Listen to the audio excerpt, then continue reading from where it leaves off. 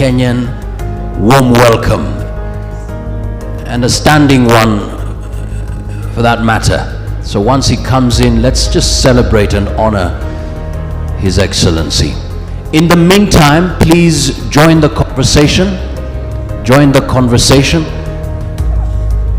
But before that, now that we have the camera on, are we able to focus on the... Oh, fantastic, fantastic, okay. Let me come to...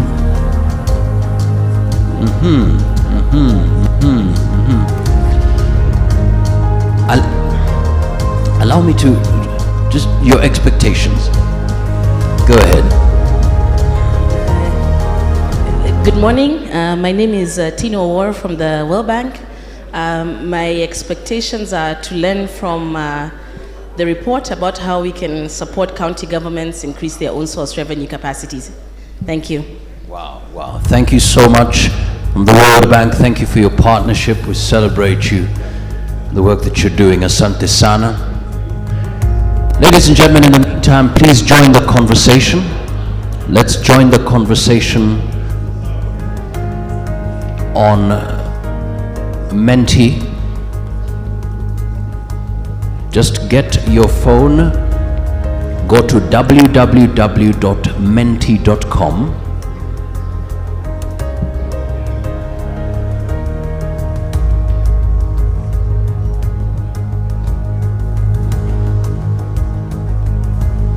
www.menti.com.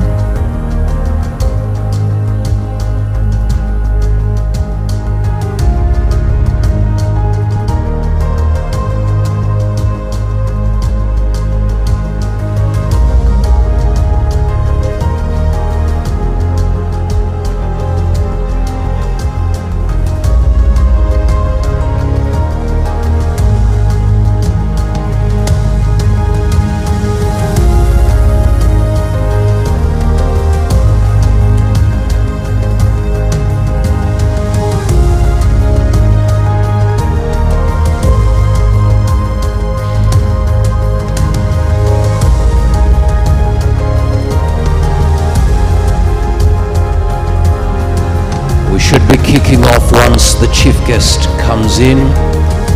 But in the meantime, please join the conversation.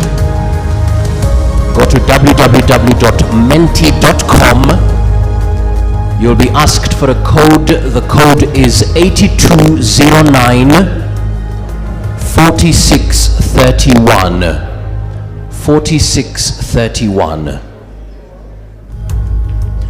8209 4631. Once you're in there, you will see a thumbs up sign. Click on it and you will join the conversation. There are several questions we'd like you to respond to, so this is for everyone. Make sure that you are part of the conversation.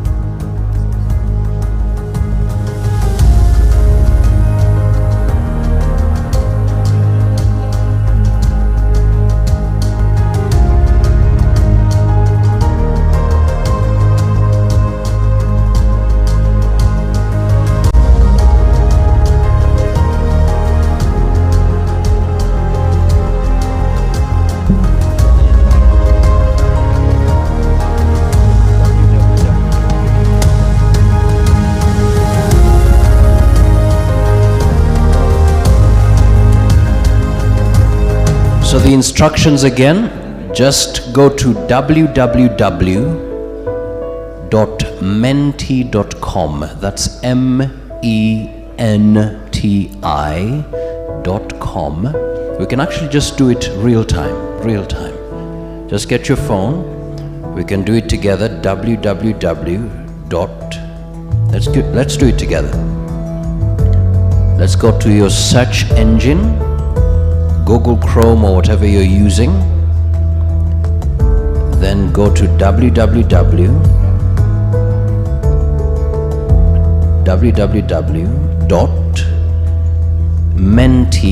menti.com.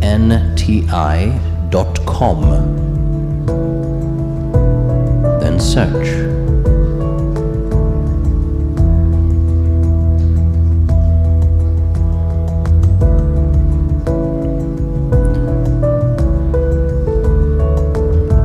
Wi-Fi is open, SPH.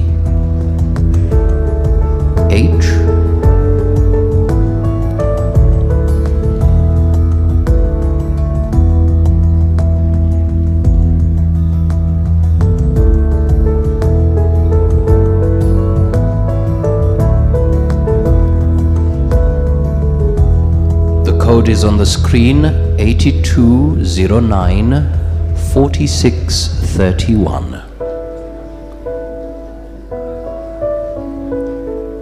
8209 4631. Once you're in there, you will see a thumbs up sign. Click on it and you'll join the conversation. Karibuni-san. Whoa, good.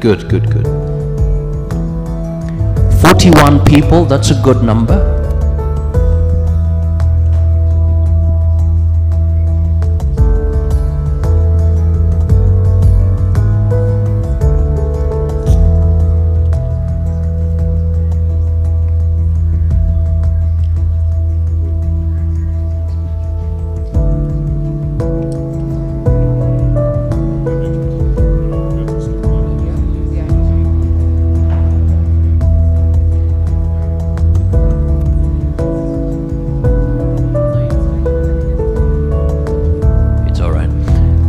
Go to www, search engine, then www.menti.com, menti.com.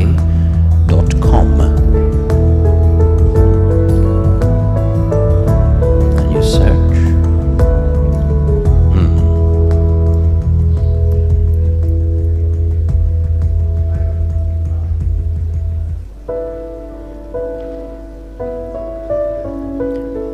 www.menti.com.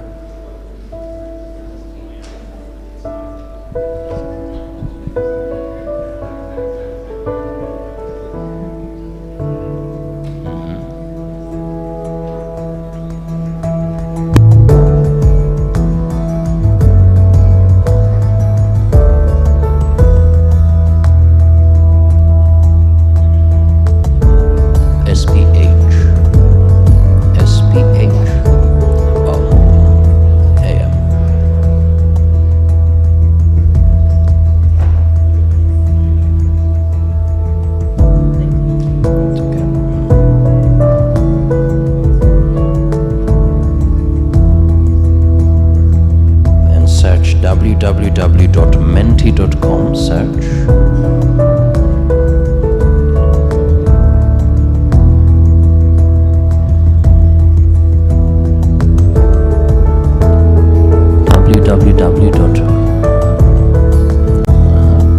Yes, you can go in, you can. Now, the code, let's have the code. Menti, the code is 8209. Excellent. 8209 4631.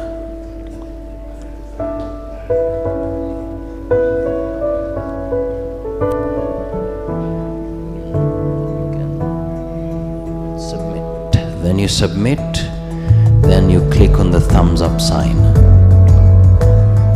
You can click on this thumbs up sign. Fantastic.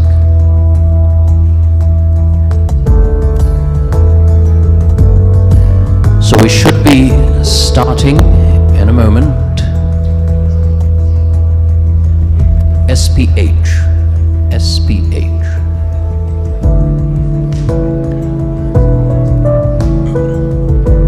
Apologies for that. The Wi-Fi portal is SPH.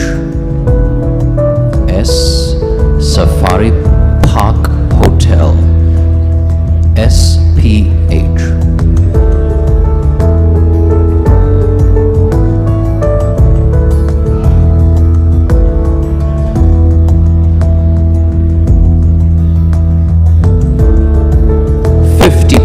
Thank you so much.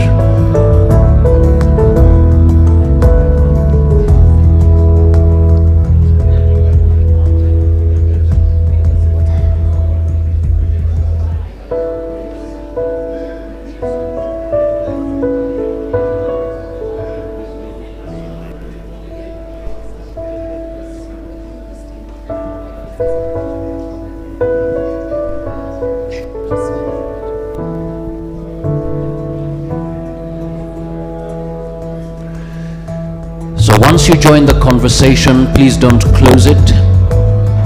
Don't close it, keep it open. That tab, keep it open.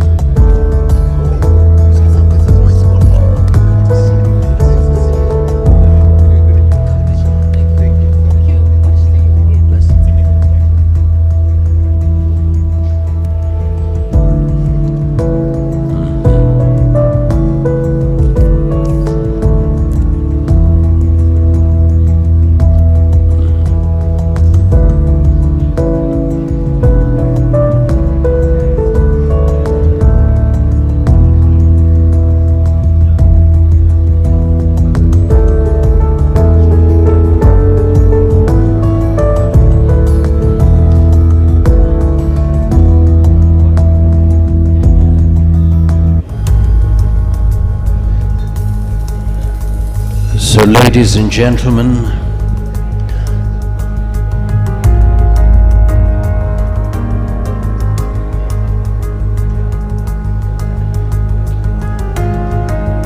indeed, county governments can collect the maximum possible own source revenue from the most important revenue streams when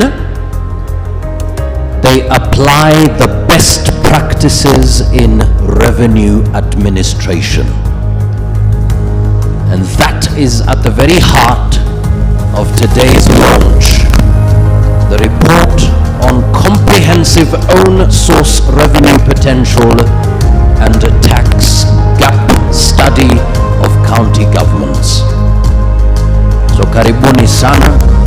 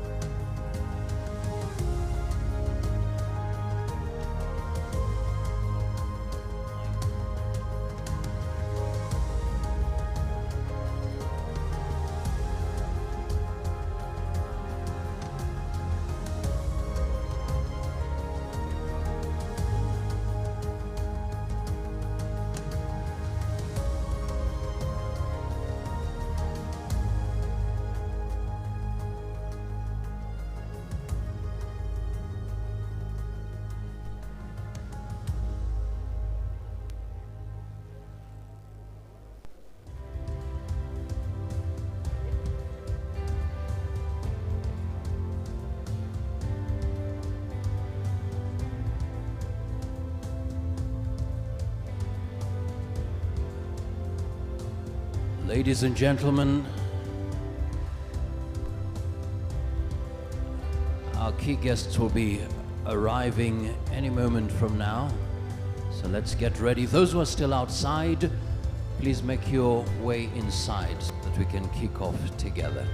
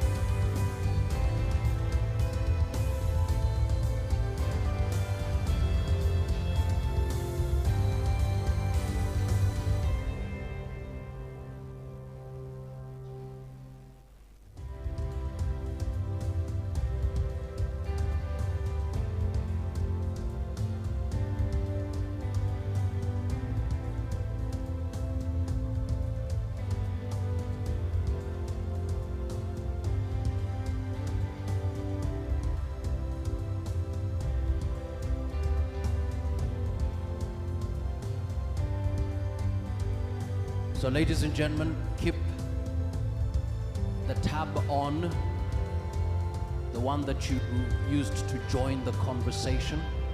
The couple of questions we'll be asking you as we kick off. So keep that tab open on your phone, laptop or iPad or whatever it is you're using, tablet.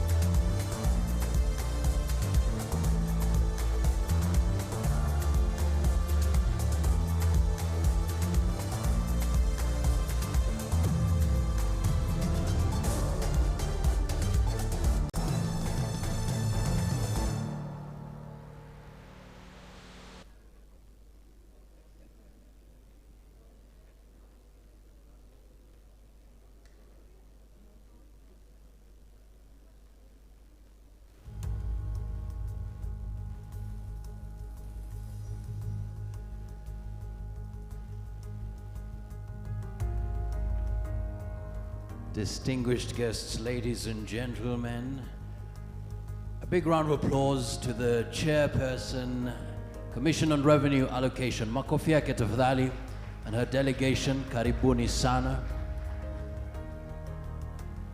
We appreciate, thank you so much.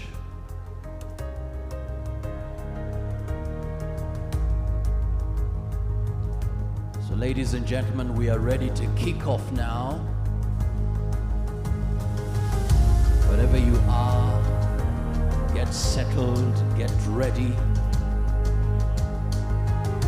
Ready to launch the report on comprehensive own source revenue potential and tax gap study of county governments.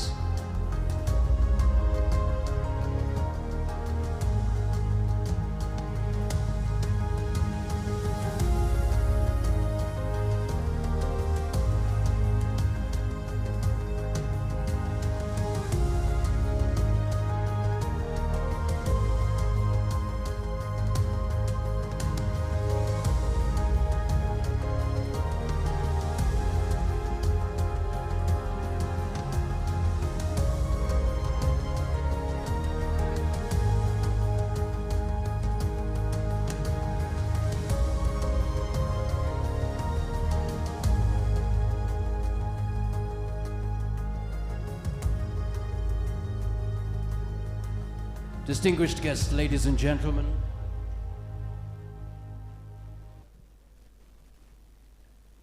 I'd kindly request that we be upstanding.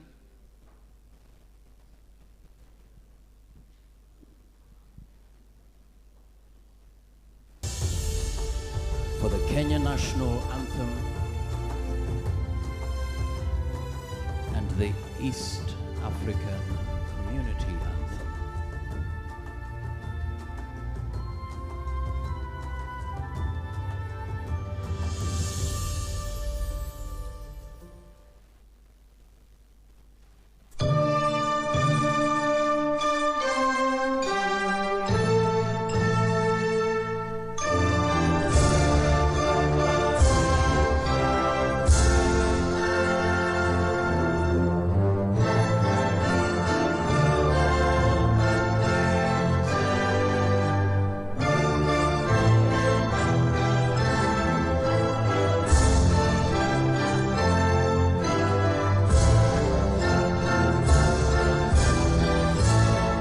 Take a selfie, take a selfie, please. This is such an important function. We need to make sure that those joining us online know exactly what is happening here.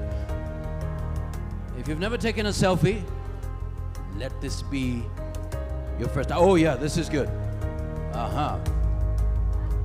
Good stuff, good stuff. Well done. Take a selfie, turn to the back, to the front, turn. Asante sana. And oh wow, there's another photo here. Fantastic. And a selfie as well. We're going to be taking a selfie.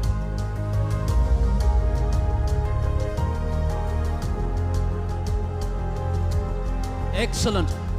Now, listen to this. Please post it. Post it via Twitter. Post it. We have a hashtag. The hashtag is simply OSR Potential. OSR Potential. Once you post it, you can take a seat. You can take your seat once you post. Asante sana.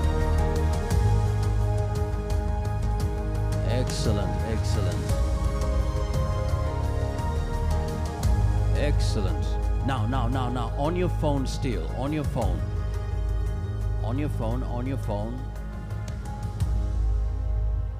Just go to www.menti.com. www.menti.com. www.menti.com.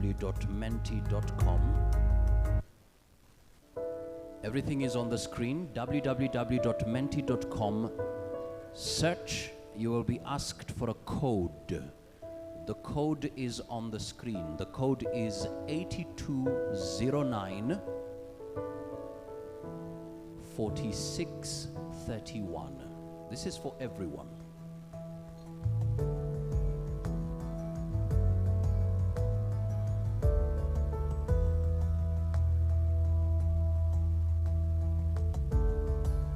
The code is on the screen.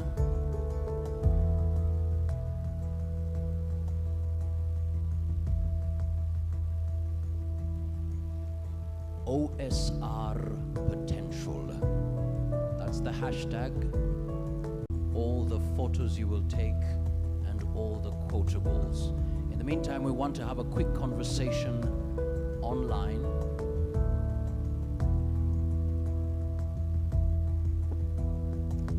All right.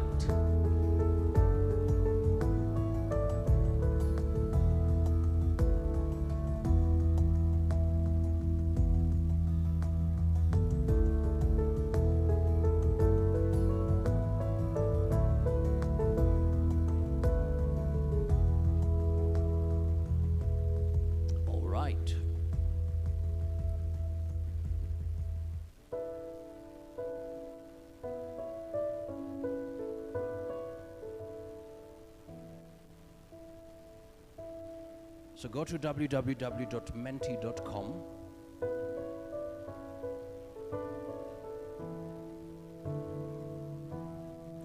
Once you're in there, the code is 8209 4631.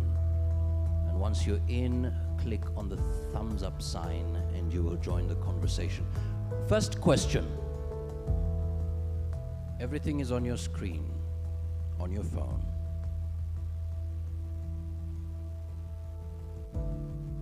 Which county do you represent? Which county do you represent? Just type it in. Which county do you represent? Just want to get a feel of who is here. Let's open it up. So which county do you represent? Let's open it up. We see which counties. Nairobi, Machakos, Garissa, Makueni. Fantastic. Murang'a, Kisii.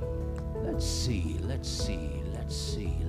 Laikipia, Baringo, Nyandarua, Busia, Trans Nzoia, Okay, this is good. Migori, Nyamira, Homa Bay, well done. Kericho, Meru, well done. This is good. Now. Let's have a personal conversation here now. Let's move on. Which county, have you experienced the impact of devolution in your county? And probably, if possible, if you say yes, just tell us what one thing. If possible, also add your name. Have you experienced the impact of devolution in your county?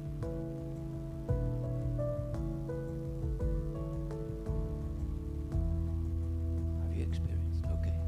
Yes, public participation. Yes, absolutely. Somehow, roads in some places. Yes, urbanization. Yes, more infrastructure. If you can, please add your name as well. Let's move on. Yes, rural roads have been city status. Yes, the ease of decentralization of funds and upscale of economy. Yes, by Hilary Siror. Yes, water services. Excellent. Keep them coming. Yes, development. Have you experienced the impact of devolution? All right, thank you so much indeed. We'll keep the conversation going. In the meantime, we want to at least get the opening remarks so that we can safely say we are here and we are ready to engage. Ladies and gentlemen, to give us the opening remarks,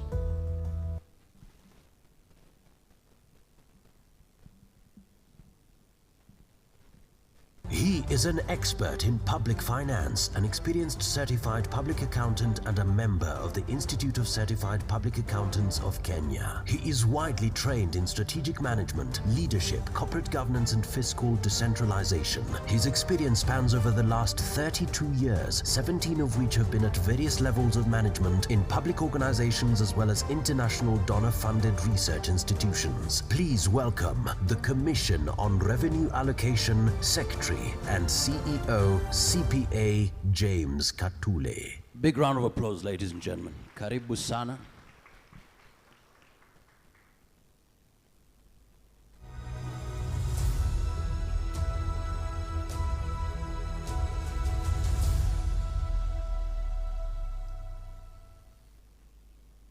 Let me just pause for a moment to say how glad I am to see all of you here. The PS, Ministry of Devolution, Director General, Accounting Services and Quality Assurance at the National Treasury, FCPA Ndungu, chairs and representatives of constitutional commissions and independent offices, development partners who are here, and at this point we recognize the World Bank, who have been our key partner in this project. Commissioners from CRA, representatives from the counties, all protocols observed. Good morning. I take this opportunity just to welcome you to this event where we launch a study on counties' own source revenue potential and tax gaps. Finding out in a situation where we are today, how much the counties can collect if we used the best administrative structures available for all of us.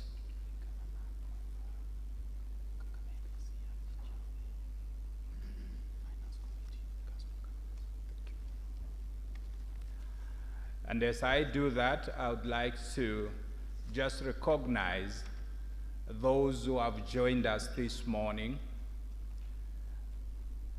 We have the Council of Governors as the first team that was in or has been involved.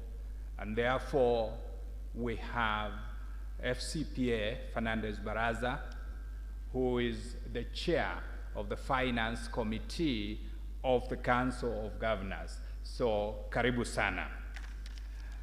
Having recognized those, let me just take a moment to talk about those who are here as our partners.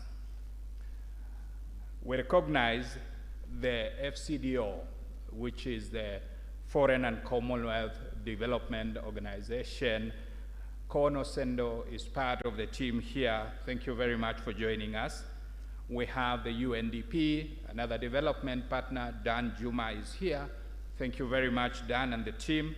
We have the World Bank, and I'd recognize them, Murada Kinuthia and the team that has worked so hard on this. We have the ACT. Agnes Odhiambo is leading that team. We have the Salaries and Remuneration Commission. The chairperson, Dr. Lynn Mengich, is here.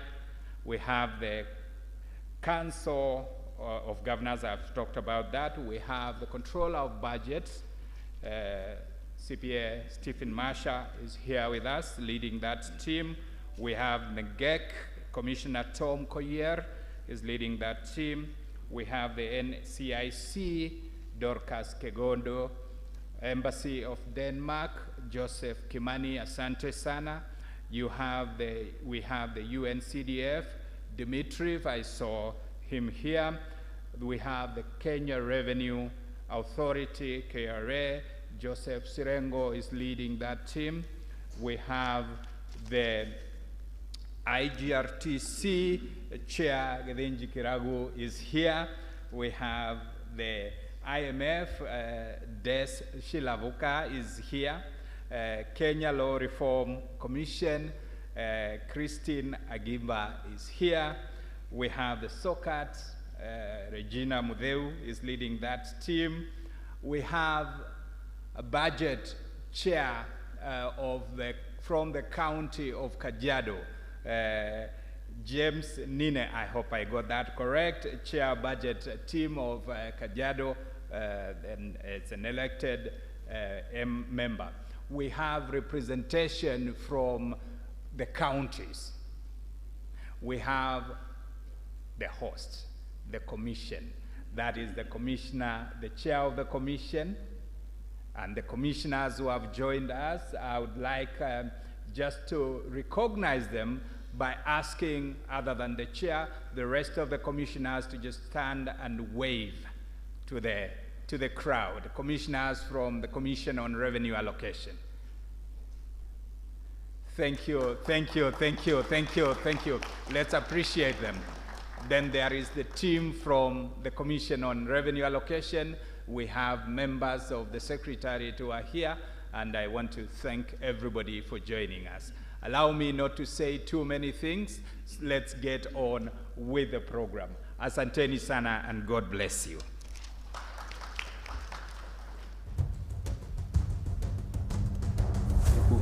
Karibuni sana indeed. We're now ready to get into the meat of the matter.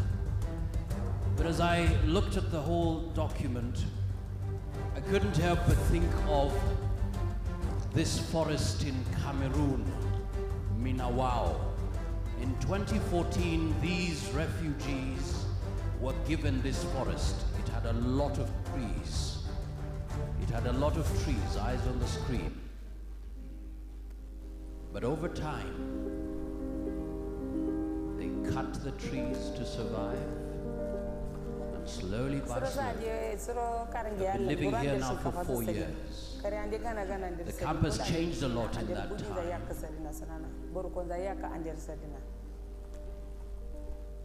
They used to cut, when we arrived in 2014, there were many trees here. Sometimes my eldest daughter,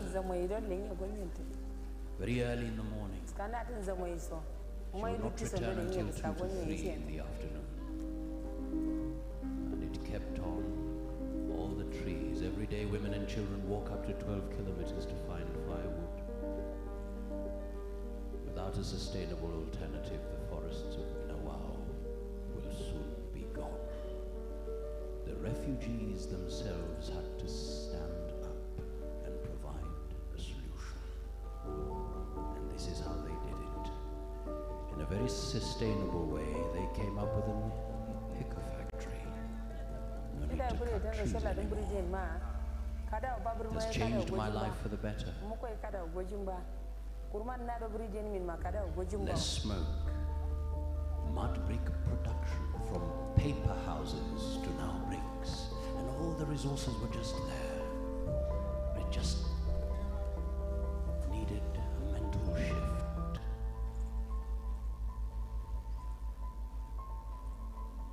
And slowly by slowly, they also decided, you know what, let's start planting trees.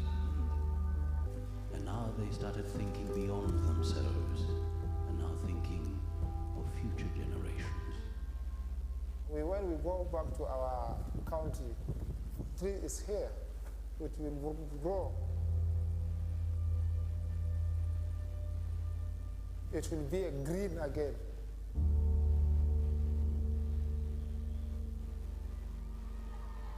We have the potential as counties to transform lives for generations. And CRA saying, let no Kenyan be left behind. Ladies and gentlemen, to start us off in giving us the study methodology, please, let's welcome our first presentation. He has over 25 years' experience in the finance and accounting sector, having worked as the Director, County Fiscal Affairs at the Commission on Revenue Allocation before joining the Office of the Controller of Budget. He represents the Office of the Controller of Budget in the Public Sector Accounting Standards Board. Please welcome Deputy Controller of Budget, CPA Stephen Masha. Big round of applause, ladies and gentlemen.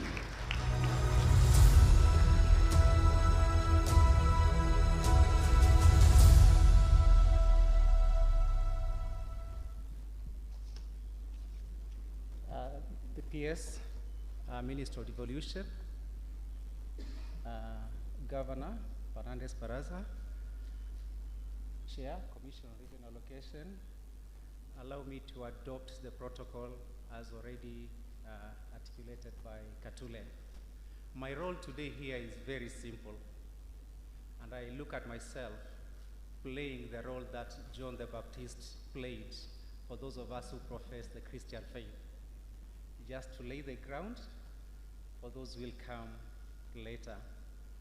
And to do this, I'll take us through the methodology. How did we get where we are today to this very important event on the launch? There's supposed to be a presentation. I don't know whether it is up, but nonetheless, I want to say that the study that we are launching today, the report we are launching today, started off with a concept that was developed by the Commission on Revenue Allocation.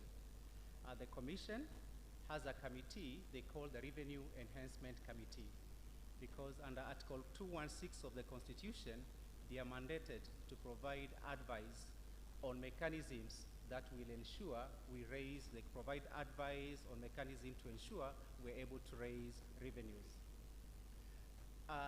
That is the REC, Revenue Enhancement Committee, that is chaired by Dr. Irene Asienga. I think she'll come after I make this presentation. That particular committee was provided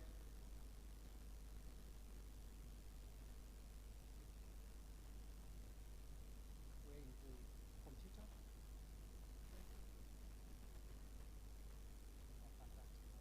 So I'll say my presentation is a very small number of slides, and basically I take a very short time, and I will look at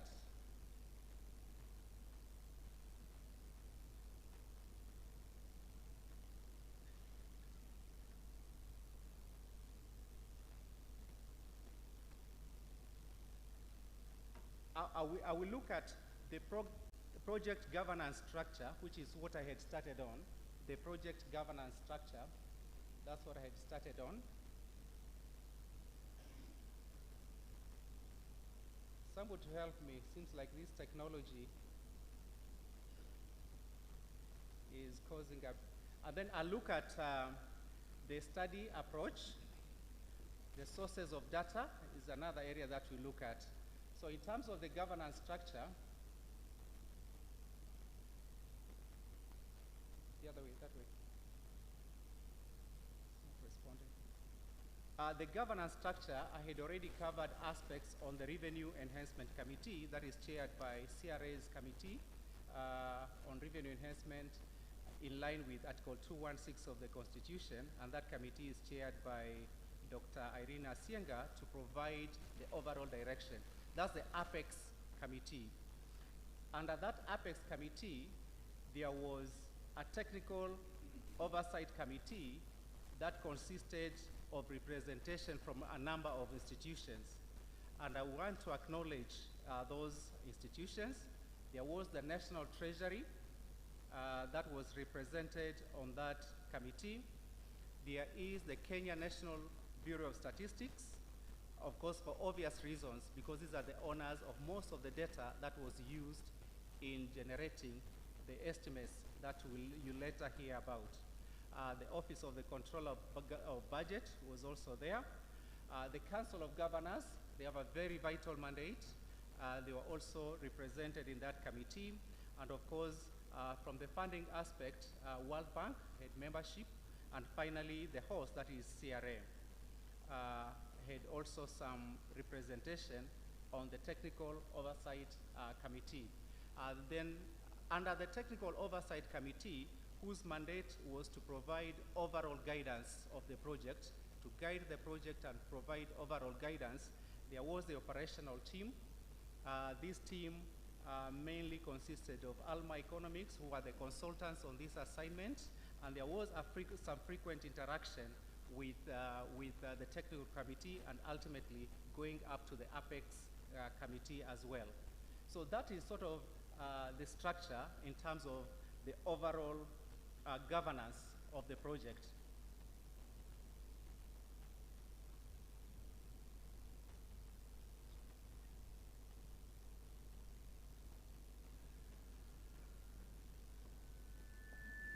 Ladies and gentlemen, please let us welcome the Speaker of the Senate, Right Honorable Makofi Tafadhali, Right Honorable Amason Jeffa Kingi. Karibu sana. Go ahead, CPA Yeah. Stephen Marshall. Thank you so much. And in the last box on that was the World Bank that provided overall guidance in relation with, in terms of the funding and overall aspects on that with Alma Economics. On the next phase, in terms of our approach,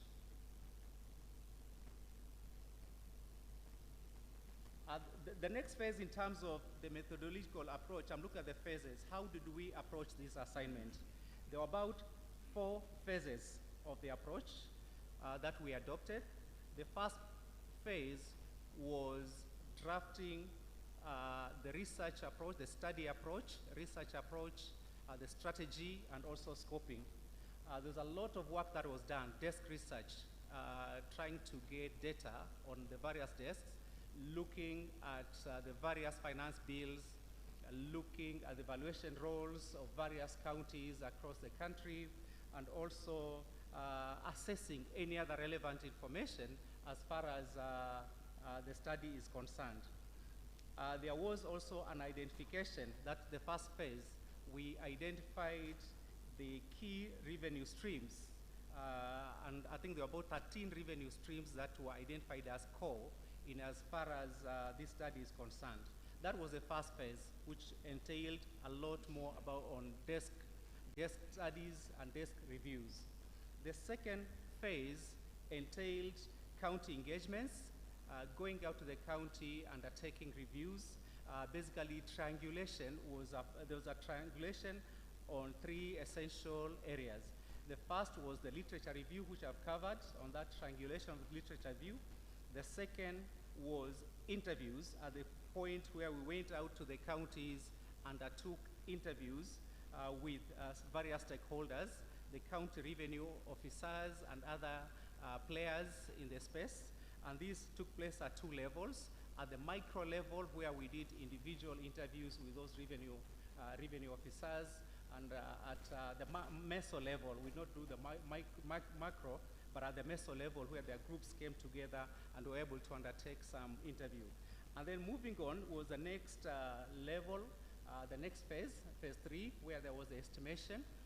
This was the third essential part of the triangulation, where we undertook the analysis. And this analysis was done on a 2-pronged approach. The frontier analysis was adopted, and also there was top-down analysis, which was also adopted. And finally, on the 4th level, or the 4th phase, it was the inception report that was subjected to peer review. That was the first draft report subjected to peer review and validation. Workshop was held where people came in and they were able to give their views. In terms of the estimation methodology, we were able to estimate, the report estimates based on there's an economic base. For each revenue stream, there's an economic base that is used. For example, if it is property rates, then the number, you look at the economic base, which is the number of properties that are available, be it the county or whichever specific area. There was that, which ensure that you are able to determine the potential. Looking at the economic base, or in some cases it was informed by the GCP, that is the gross county production, that is informed some of these economic bases. You are able to estimate how much is the county supposed to generate if they are to collect their revenues in a very optimal manner. And then the gap analysis, you look at what you are supposed to generate, compare that with what you are generating, and definitely you'll get there's a gap, which I think those findings will come in much later, will be presented much later. And finally, we look at the frontier analysis. Looking at these counties, the 47 counties, among those 47 counties, are there counties that we can say are pace setters? Yeah, if we are to use another word, pace setters, those that are doing well in revenue collection. So looking at those, how do they compare? That was one of the other strategies that was used. If we compare count A and count B, how is count A performing compared to count B? So we're able to identify the pace setters and the counties that were leading in as far as a couple of revenue streams were concerned, and therefore that formed part of the analysis. This is the analysis that was done, the phase. I'm not so sure the computer is here. Yeah, the estimated methodology, those two approaches that were used, I'm trying to cover that. The approaches that were used, one was the deterministic frontier analysis, where we are looking at the actual revenues that are collected. How much are these counties actually collecting? And you compare what they are collecting vis-a-vis the best performing counties in the cluster. That is the deterministic method. The other method that was used was the top-down.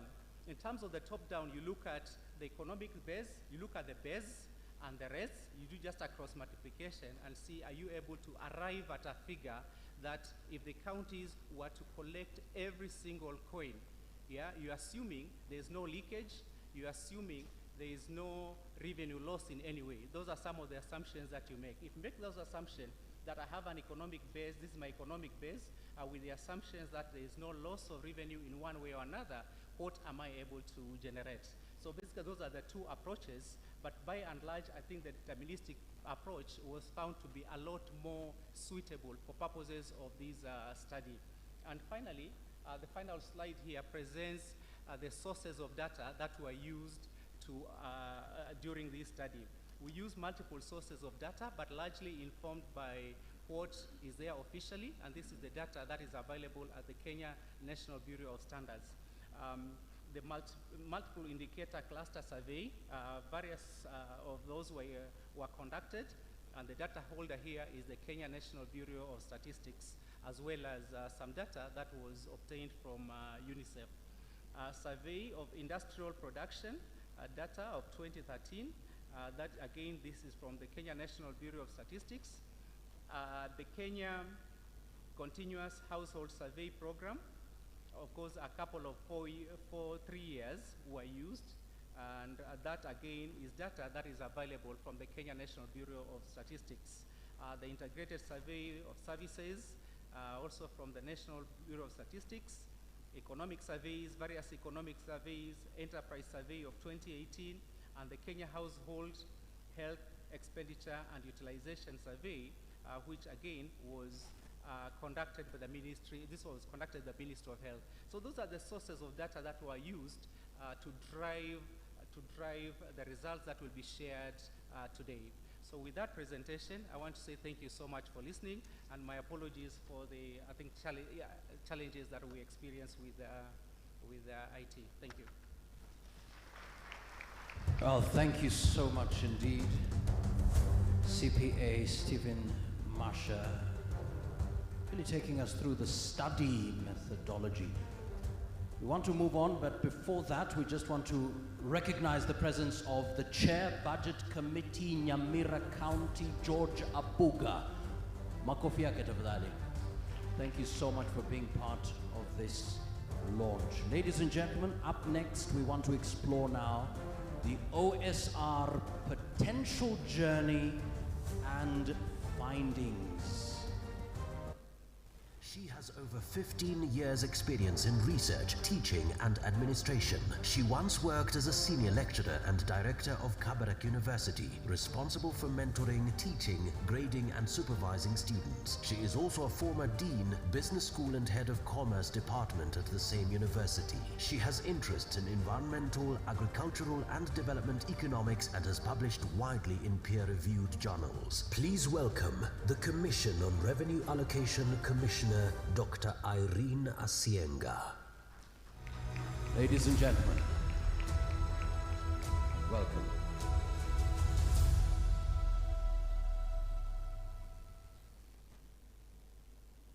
Speaker of the Senate, Amason Kingi, Chair of Finance, Council of Governors, Fernandez Barata,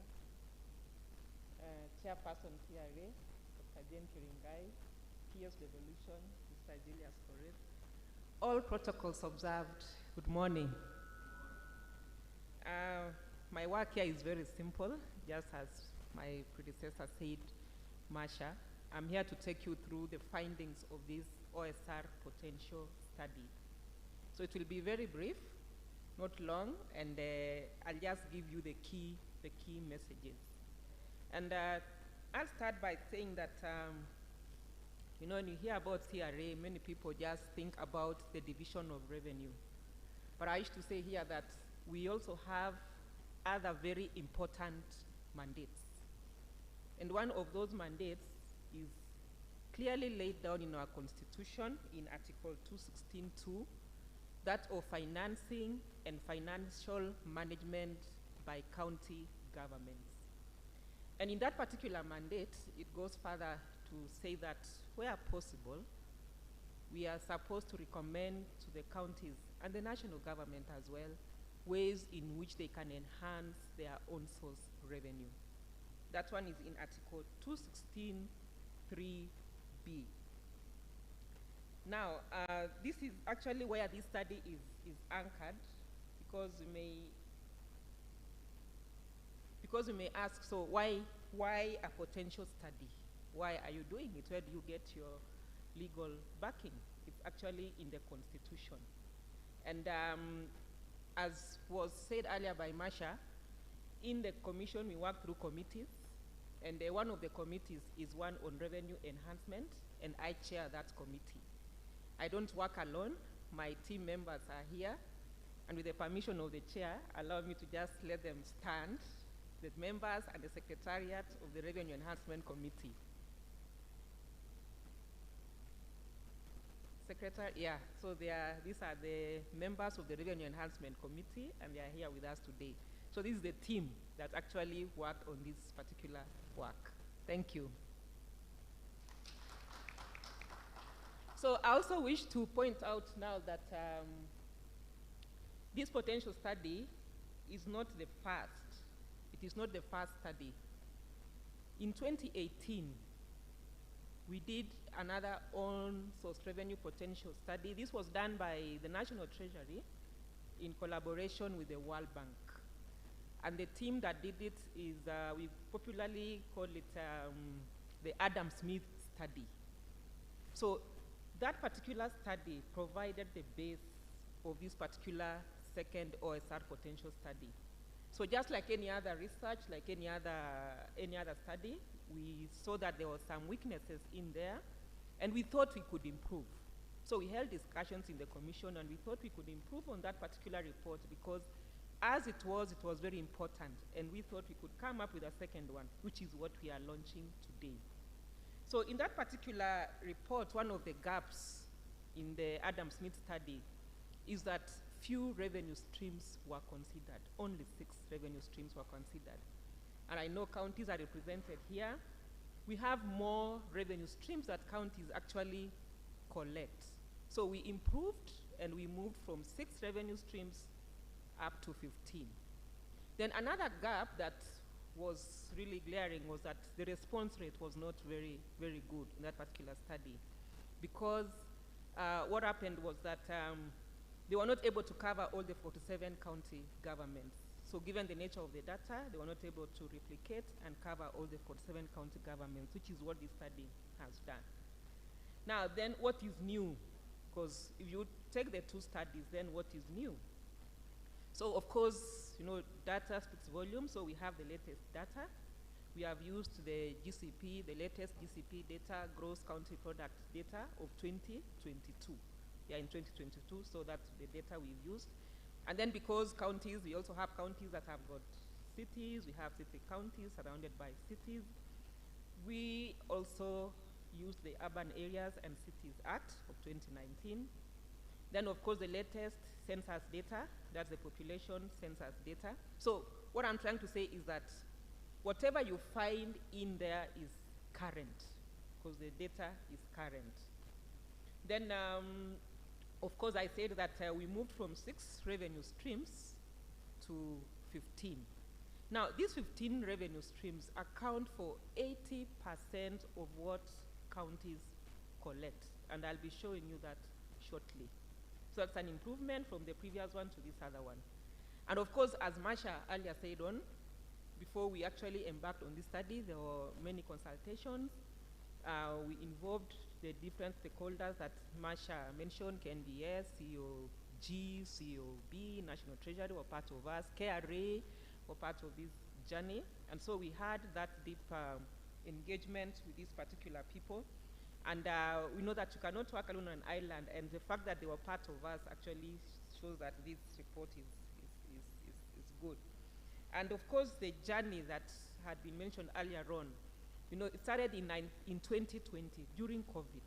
Actually, 2020 is when we started this journey during COVID. And as much as there was COVID, we did quite a lot. I remember we had meetings with the head of revenue from all the 47 county governments online, and we were able to move. Alma Economics were our consultants. We had many meetings with them online, and work moved well.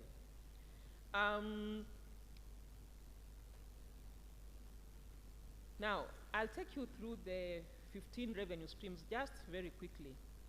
Now, the 6 streams that were captured in the earlier report were the property rates, trading licensing fee, advertising licensing fee, parking fees, building plans and approval fees, and liquor licensing fee. So those were the 6 that were captured in the Adam Smith report. But now in this second OSR report, we introduced other revenue streams, and I said earlier on that these revenue streams account for 80% of what all counties collect. And so we have others. We have hospital and public health fees. This is one of the streams that county governments collect, and it's a very important revenue streams, but at this point I may want to mention that as much as it is important, yes, but the report shows that those counties that actually ring-fence the hospital and public health fees tend to do better than those counties who send this fee to the county revenue fund to be determined by the normal process. But those that ring-fence have actually done better. Then we have the natural resource transportation fee. It's also another important source of revenue for counties. Like Kajiado, Machakos, transportation of sand. That's another source of revenue for counties.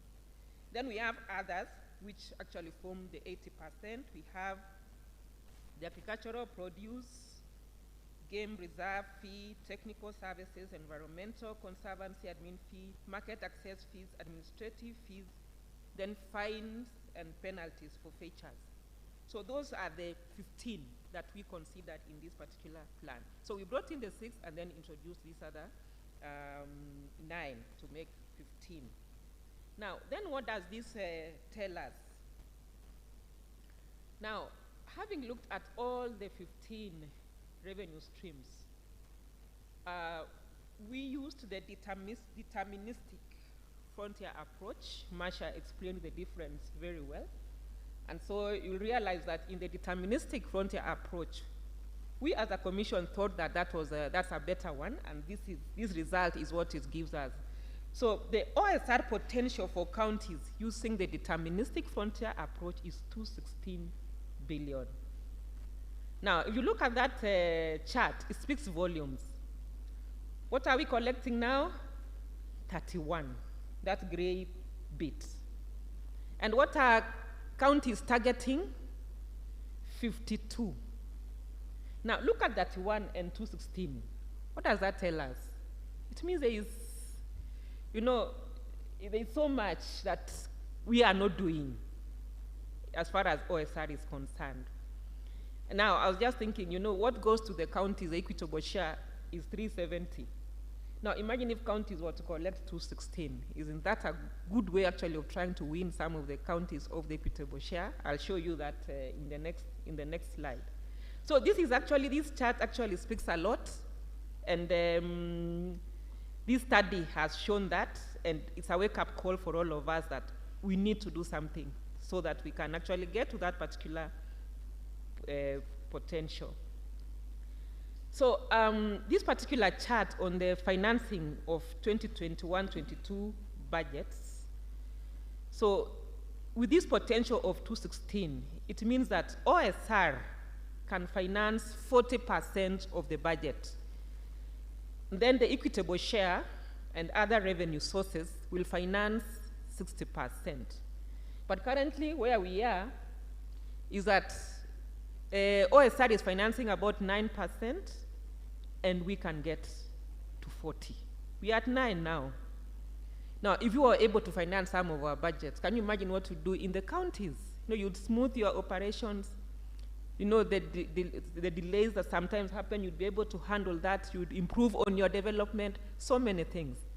So there's a lot that we can do with the on-source revenue in counties, and especially given these hard times of fiscal stress, if we were able to collect this money, can you imagine what would happen and the development that we would experience in the counties? Now, this is also a very important map. We all come from counties. When we were doing the introductions, we have people from Trans Nzoia, Kericho. We are coming from different parts of the country. I don't know if you can see that, but seeing that particular map of Kenya, it shows the gaps and the potential. So the darker bit, actually Nairobi is the darker one. It shows that it has got huge potential. So the darker the map, where you see the dark space, it shows you have got huge potential, and you also have, like Nairobi has a huge potential and also a huge gap, because it's between 28.20 and 67 billion.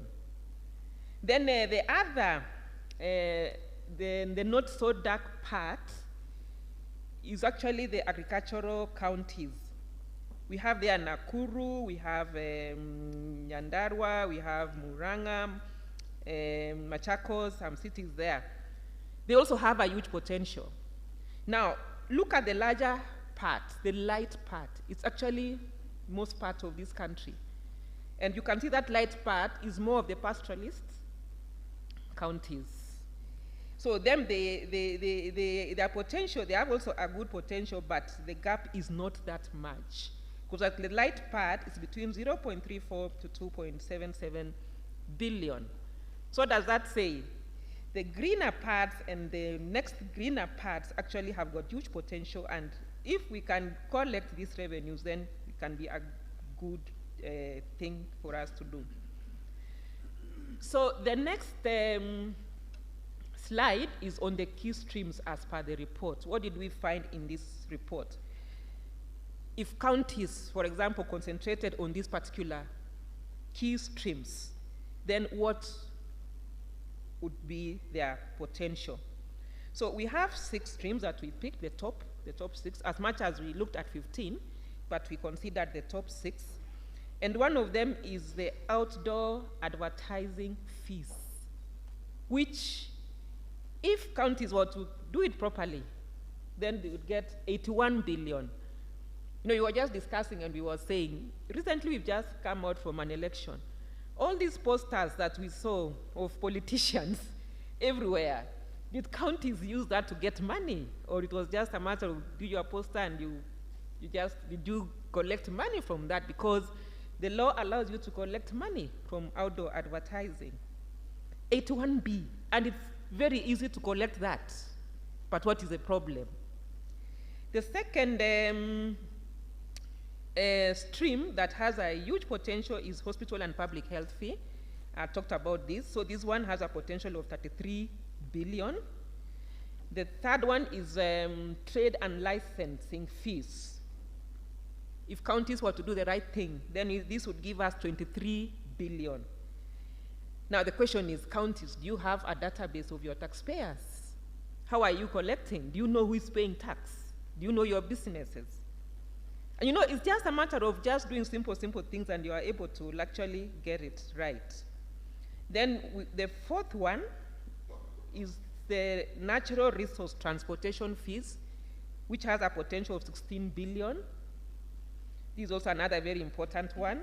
I'll show you how much you are getting from this, and you'll see that there is actually a lot of leakage.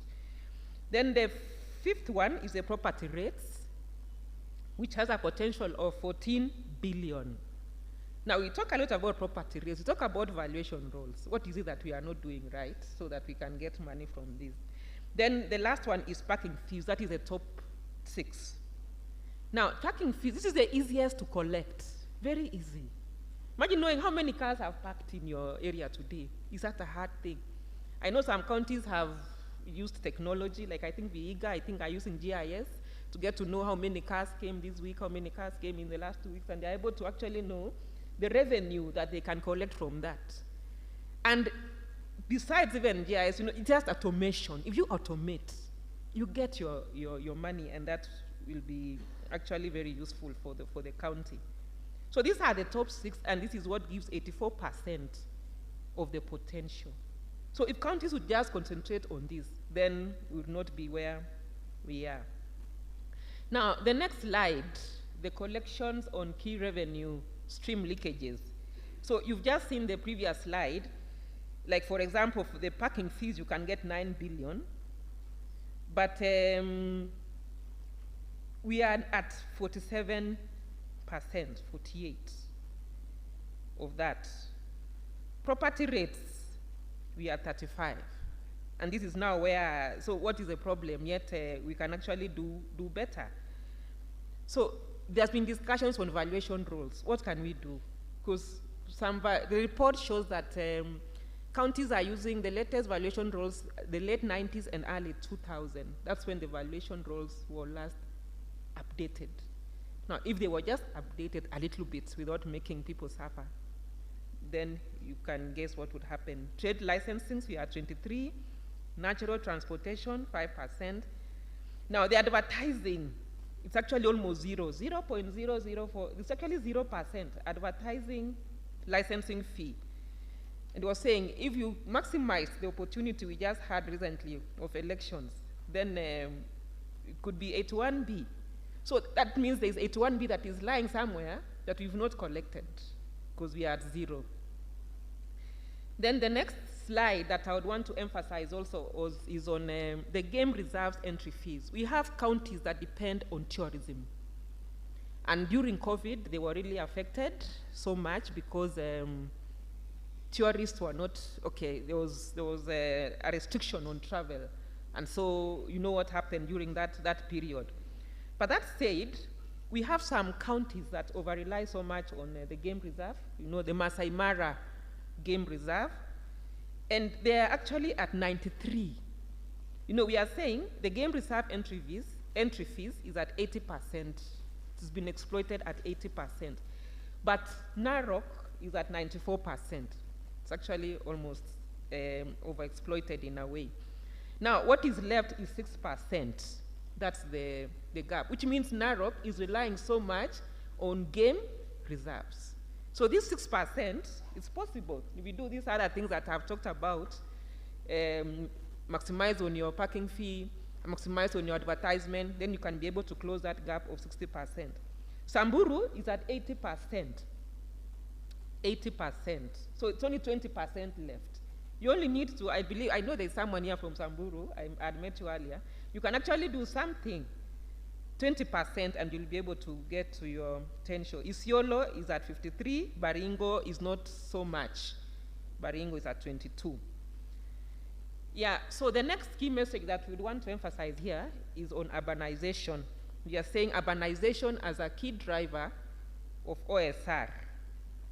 Now, this is very important because we talked about Nairobi City. Nairobi City, if Nairobi City was just to even just take property rates alone, update the valuation rule and do something, then we'd be there. But currently, it is at 67%. 67 billion. Kisumu 28. Kiambu is 11. Nakuru 10. Machakos 8. Mombasa 6 billion. Now, if you look at these counties, actually there is a chart I'll show you, but these are among the top counties. And the reason why we are bringing in the aspect of urbanization is because if you look at Nairobi and Mombasa, those are city counties. Kisumu and Nakuru are counties with a city. Because Kisumu, the city is just the Kisumu, the Kisumu city. The rest of the rural areas is not a city. But the fact that it is a city, it means that urbanization plays a key role. Kiambu and Machakos are counties around Nairobi city. We call it all the metropolis. Yeah, counties around the city. So you can see they are among the top, and they have got a high potential. And even currently as it is, this is what it shows. So urbanization, so what you are saying is that we should encourage urbanization because urban areas are centers of growth. The next slide is on potential to win off equitable share. I talked about this early, and I was saying if counties can actually collect the 216, then there's a potential to win off counties of equitable share. You see where Nairobi is currently, so we have equitable share, the 2022-23 financial year, and then we have the revenue potential. So Nairobi city, currently the potential you have at 67, but then currently the equitable share is at 19. Kisumu 28.8. Now if you look at Kiambu, Nakuru, Machakos and Mombasa, you see they're almost at par, the equitable share and the revenue potential. So if Kiambu, Nakuru is almost, it's past it. You can see that chart. Nakuru is actually at 13 equitable share, and their potential is estimated at 10. So this is a profound slide as well, because it shows as a country, if counties collect their OSR, then we can actually reduce the stress of the government, the fiscal stress we are experiencing now, and we'll be able to pay our debts and do other important obligations that we need to do. So that's just the message in that particular slide. Then the next slide is the county's collection versus potential. So Narok is at 56%, Mombasa 54%, Laikipia 51%, Bungoma 35%. These are some of the best performing counties as per the potential. So Narok, we said it's mostly because they are depending mostly on the game reserve, tourism. Mombasa, Laikipia, they have a revenue board. There are some interventions they have done for them to be able to collect revenue. So Laikipia, they have a revenue board. They have actually tried to be efficient in their collections. Bungoma is another one that has been doing well. They have automated their system. So there are interventions that can be done, and if that is done, then we'll be able to get to the potential. Now, the last slide before I summarize on what we need to do, that particular slide is showing counties' collection as a percentage of estimated potential. And the top counties is Narok, the top 6, Narok, Mombasa, Laikipia, Bungoma, and Uasin Gishu. Now, there are things Uasin Gishu have done that have actually enabled them to get to the 1 billion mark. So those counties are fairly doing well in relation to their potential. Now, allow me to mention the top 6 as well. I know you can see. So Kisumu is at 3%, West Pokot 5%, Nyamira 7%, Migori 8%, Kwale and Vihiga.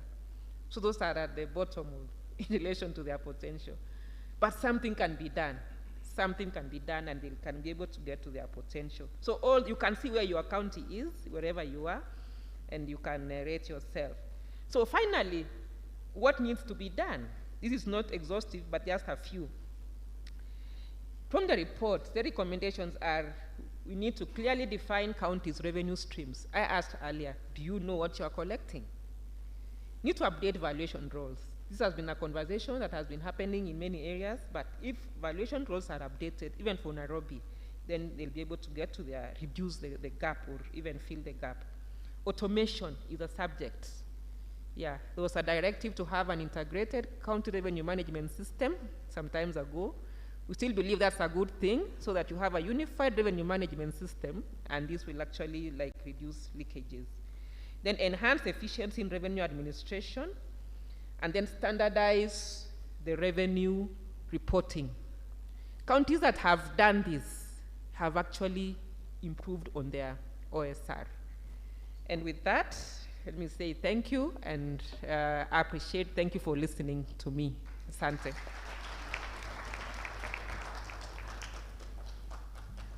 Wow, thank you so much. So there you have it. And as we prepare to listen to some of the key strategic partners, just a quick takeaway point from the presentations that we've had so far. And this one I want to go back to what we started. So very quickly, we have maybe just 2-3 comments. So I'll just speak from the counties represented here. Machakos, somebody from Machakos? Machakos County? Somebody from Machakos County? I'm just using what we used at Machakos County. Just what have you picked from what we have heard in terms of the presentation before we move on? Machakos County? Okay, and we move on. Wajir County, fantastic, number 1. Let's get a microphone. Wajir, okay. Just your take home, something that you've picked from the presentation there. We have Kisii County. Do we have Kisii County? Fantastic, let's have one. And not forget Turkana. Do we have Turkana? Fantastic, okay. Let's have the microphone. Just quick take home points before we move on. So let's start from Turkana. Go ahead, go ahead. Just what stood out for you from the presentation? Just go ahead. My name is Shemi Kwom from Turkana. I'm the Director for Revenue. What I picked up is there is actually a higher potential for counties. There is a lot that we're not collecting, and we should work harder and meet the potential that we have in our counties. All right, excellent. Thank you so much. The potential, there's a lot indeed. Go ahead. Okay, thanks very much. I'm called Abdulrahman Adanedo, Chief of Wajir County. I can say like this, from the presentation I can say, as a county, we must invest on automations so that these leakages of the collection bin disappear, and maybe accountability problems, it will be high. Other thing, maybe enforcements should be enacted a lot, so that Africans are not willing to pay everything. Disciplines is too low. Maybe parking fees, SPPs, people are not willing to pay on their own. So enforcement, I can recommend it. Thank you very much. All right, enforcement. My director can add something, please. All right, briefly, go ahead. I'm also from Wajir. I'm a Director of Revenue. We have learned a lot from the presentations in case of improving tax base in county government, because we are given some more streams, like the parking fees and the issue of the hospital and public fees. The other issue maybe that some of us maybe we don't have is about the valuation role. Some counties we don't have actually valuation role, but in the presentation I can see to update the valuation role. Some of us actually we even don't have the valuation role. It's one of the things that actually will give us to improve our revenue collection. The other issue is about what I have not heard from the presentation, but very important in many counties, is about the legal framework. The legal framework at the county level that will help the enhancement of the collections of the revenue in terms of the enforcement of this collection. Thank you so much. All right, final county. All right, okay. Good morning, my name is CPA Emily Ogaga. I'm the CC member in charge of finance, Nyamira County. I've learned that we need to specialize on the specific revenue streams that will give us an edge. We also need to have an oversight, a body that is oversighting our actions. I've also learned that having an administration, a central administration for revenue is important, because in Nyamira, I think what we've done is that we have had the revenue streams having been unbundled to departments, so I think that has affected us, so we need to bring it back to a central point. And then we also need to completely automate our systems. Thank you. All right. Thank you so much. Because of time, we'll move on very quickly to listen to some of the key strategic partners who are here. And to start us off, ladies and gentlemen, please.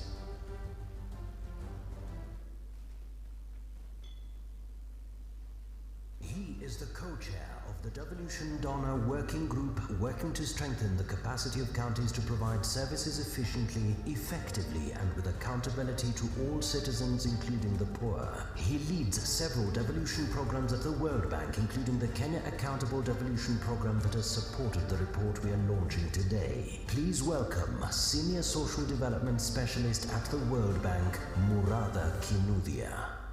Big round of applause, ladies and gentlemen.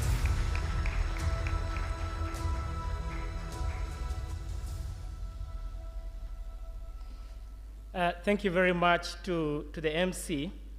I have never been introduced with so much pomp. I almost feel like one of those medieval kings, Muratha, first of his name, father of dragons. Maybe next time I go visit my in-laws, I will take Johnson Mwakazi with me to introduce me. Bwana Speaker, Kenyans have evolved from all protocols observed to borrowing protocol. Do you allow me to borrow the protocols that have advanced? So with that, I can leave it at that. I think as you've heard, my name is Muratha.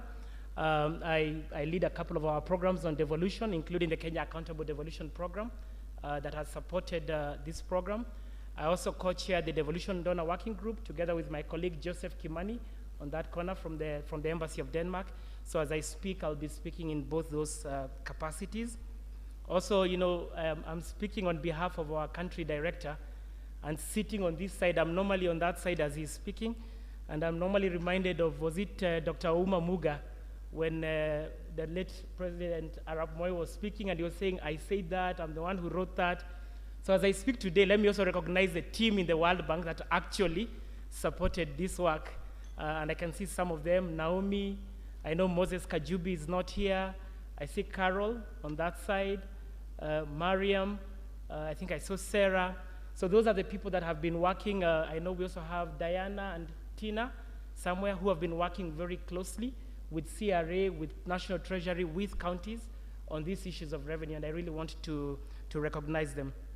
In terms of the Kenya Accountable Devolution Program, we are also financed by the Embassy of Denmark, the United Kingdom, FCDO, that's represented here by Con.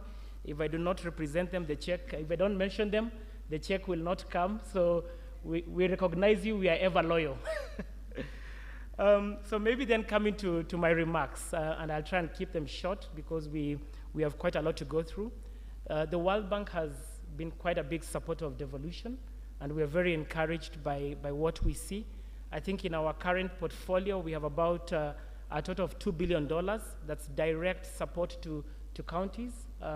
And about $3 or so billion that's in projects that are very active at the county level. And I think in this year's budget alone, if I was to say in shillings, I think we have somewhere between 15 to 18 billion shillings. That's conditional grants to counties, and I'll come back to that point a bit later on. And in these partnerships, we've been working very closely also with national level institutions like CRA, and I must say that I'm very proud of the work that CRA is doing. When I look at the institutions that were birthed by the new constitution, the way you've been able to establish yourself as a technical institution, I think over and above the report that we are launching here today, I think you will see in your package there's a lot of other documents that have been produced by CRA, whether that's the county profiles, whether that's the work on inter and intra-county inequalities. CRA has really established itself as a technical institution.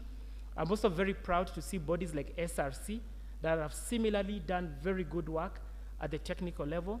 The controller of budget, I was just downloading your recent report on the budget implementation. That's one of my favorite reports. And Bona PS, as we think about the devolution sector working group, as we think about this moment we are in transition, we have such rich data, as you have just heard. You had people quoting the gross county product report that's done by the Bureau of Statistics and that we've supported. I think we need to come together as a devolution sector working group to see how we can better use this data to inform. And that's why I really like that last slide of what can we do about what we've had. And so when you have bodies like the Senate that are charged with oversight of counties, supporting devolution, this kind of data is very useful. And I'm also encouraged, sometimes, when we talk about coordination, there can be a temptation for each institution to want to try and do this on their own. So I'm very encouraged by the collaborative approach that you have taken in doing this report and in the people that you have been able to bring together. And I can assure you that we also, on the development partners side, will also work in that spirit of collaboration. I know we have UNDP here that's working with many of your counties. We have ACT here that's also working with many counties on this agenda, and we want to work with you hand in hand to implement some of this. I think this is a critical conversation on own source revenue, but I think, as you said it, Commissioner Irene, it's about how we finance devolution. And I think in my remarks, that's one of the things I would really want us to think about now as we are getting into the next 5 years of devolution, having gone through 2 terms. How can we better finance devolution? And of course, one route is own source revenue. We have the equitable share, and there's been an ongoing conversation, including in the just concluded electoral period and before that. From our end, as development partners, of course, and government itself, you also have conditional grants. And one thing that struck me, in the slide that you presented on what the county potential is of 216 billion and what the actual collections are, which have averaged at about 31 billion, it was interesting that 31 billion is almost similar, actually, to the average, apart from this year, which is a transition year. If you look at the past 2-3 years, the total donor-funded conditional grants to counties have been more or less at that level. And I think as a country, we have prided ourselves, let me speak as a Kenyan, in being able to wean ourselves off of donor support. And in the same way that at the national level, the donor component is small, it would be good that we are at that 216 and the donor support is at 30 or even less. So that's one area I think that we can look at. I think for us, private sector, that's another area that we need to look at, and PPPs, as we try to see how can we better finance, improve the quality and the quantity of services that we are offering our citizenry. And again, that's another area that we can see how we can work with you. I know one conversation that CRA and ourselves were part of is how do we finance our big cities? We have Nairobi, we have Mombasa, we have Nakuru, we have Kisumu, and who knows what other cities are going to come up, and the kind of resources that are required to deliver urban services. Again, that's a conversation that we need to have, and I think when I see the people around the room, I'm confident that the solutions are there. One thing I can say that I've been happy about this is that many of the programs that I mentioned that we are working with counties are incentive-based, using something we call a program for results. I know in the Kenya Devolution Support Program that was managed by the Ministry of Devolution, one of the performance measures was on counties that are able to increase their revenue. I think at that time we talked about year on year by 10%, and we did see some of that increment, but maybe this is something that we need to discuss with you a lot more as we design the next phase, and I think my colleague Christine is leading on some of that work. Can we think more? Because I think for us, this issue of revenue, and if you talk to many of us, that issue of domestic resource mobilization is a big agenda. how can we have this as a bigger component so that we also reward counties that are able to show an improvement based on their potential?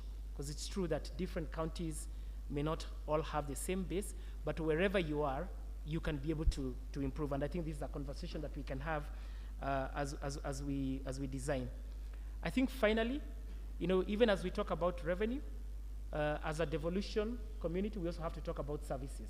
Because ultimately, as citizens, we are happier to pay revenues when we see those services. And I can say with devolution, we recently did a study called Making Devolution Work for Service Delivery that was looking at devolution over the past 10 years.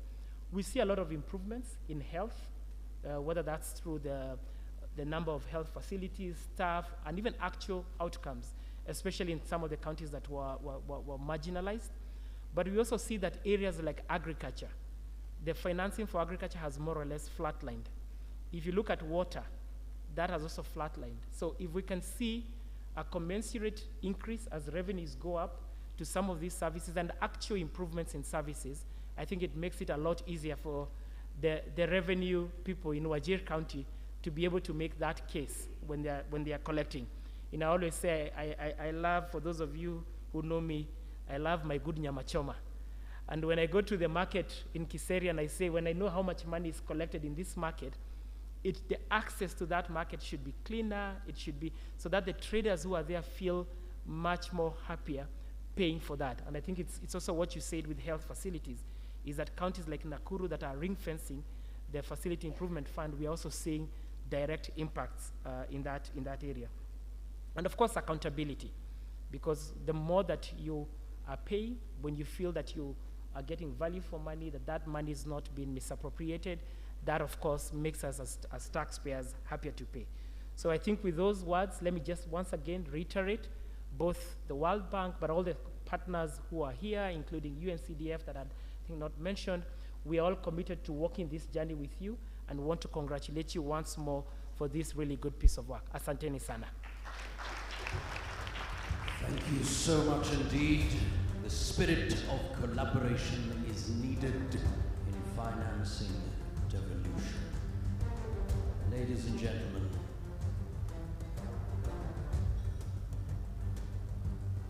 up next.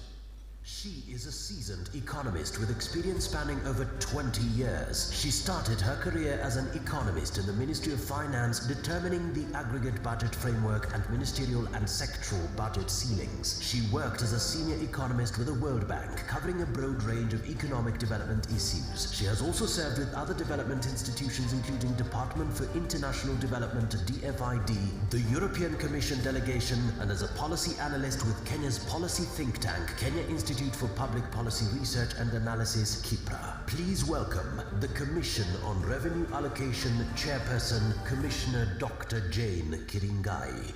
Big round of applause to the chairperson, who will in turn invite the rest of the guest speakers. Karibu-san. Honorable Speaker of the Senate, FCPA Governor Barasa, so Governor of the Kakamega County and the Chair of the Finance Committee of COG, PS, Devolution, my colleague chairpersons and all distinguished guests, good morning. Good morning. It gives me great joy to be here today, and I think we must give Mwakazi a red card for giving our CVs here in these meetings, but it is okay. Allow me, before I make my remarks, to invite my family. Chapter 15 commissions and in other independent offices, we have a caucus where we believe that when we hunt as a pack, we are likely to succeed. So we have a caucus of constitutional commissions and independent offices, and because the chair of our caucus, whom we call the chair of chairs, Mr. Otachi, the chair of the National Land Commission, is our current chair, I'll invite him to just sort of tell you what we do. But before he comes, I'll invite those that are representing the caucus here today, maybe to just stand up and wave, because I do see a number of commissioners and chairpersons. I see Christine, those that are representing CCs and IOs, whether it's your chairperson, and we did adopt the IGRTC. So they are now one of our step-sisters. So kindly just stand and wave as I invite our chair to just give a few remarks, and then we take it from there. Yes. So those are the commissions that are represented here, but the chair can actually come and take that segment of this meeting. Karibu.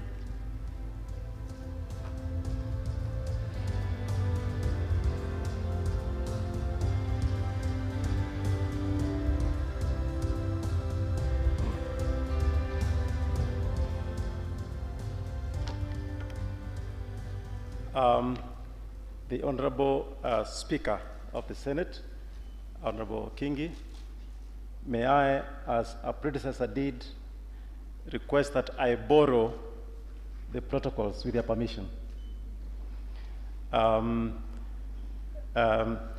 guests present, it's my pleasure to stand here before you on behalf of the caucus of chairs of constitutional commissions and holders of independent offices. That is the Chapter 15 commissions and independent offices. As has been indicated by my colleague, the chair of CRA, we have this caucus that was established over 10 years ago by the inaugural chairs under the 2010 Constitution, and we've been engaging robustly together over the years.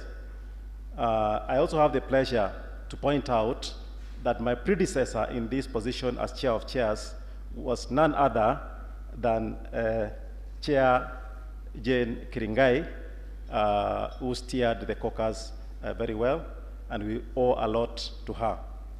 So I was also happy to hear from the World Bank representative that there is recognition of the good job that the commissions are doing.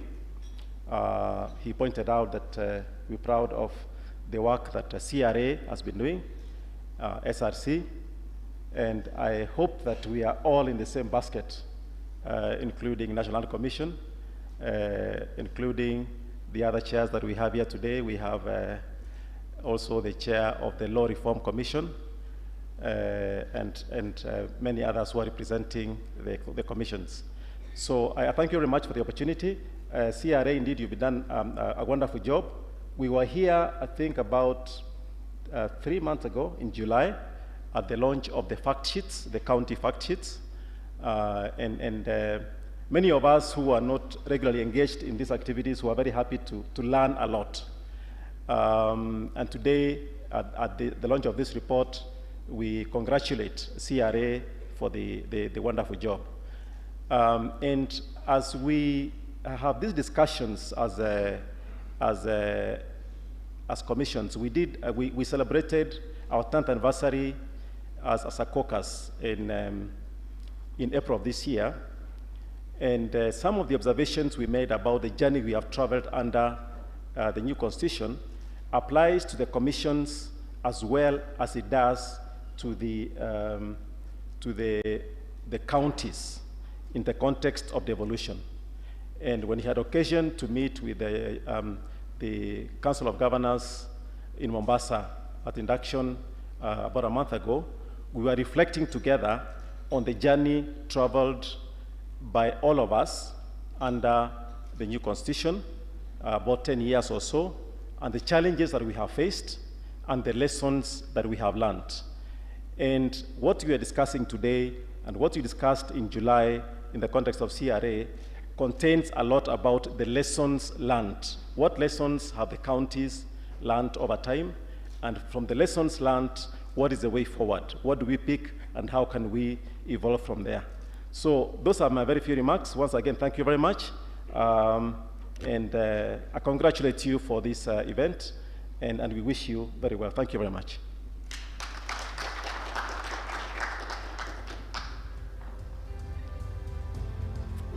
So thank you very much, Chair. So this is a great day for us. as we deliver on one of these key mandates. And the last IBEC we had, which was in May, our president, William Ruto, who was then the deputy president, had this to say because OSR was on the agenda.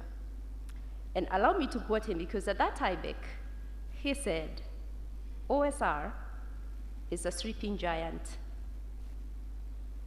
And this is time, in the new dispensation, it's time to awaken the sleeping giant. If there's a number we must take away today, it is 216 billion shillings against 31 billion shillings. That says a lot.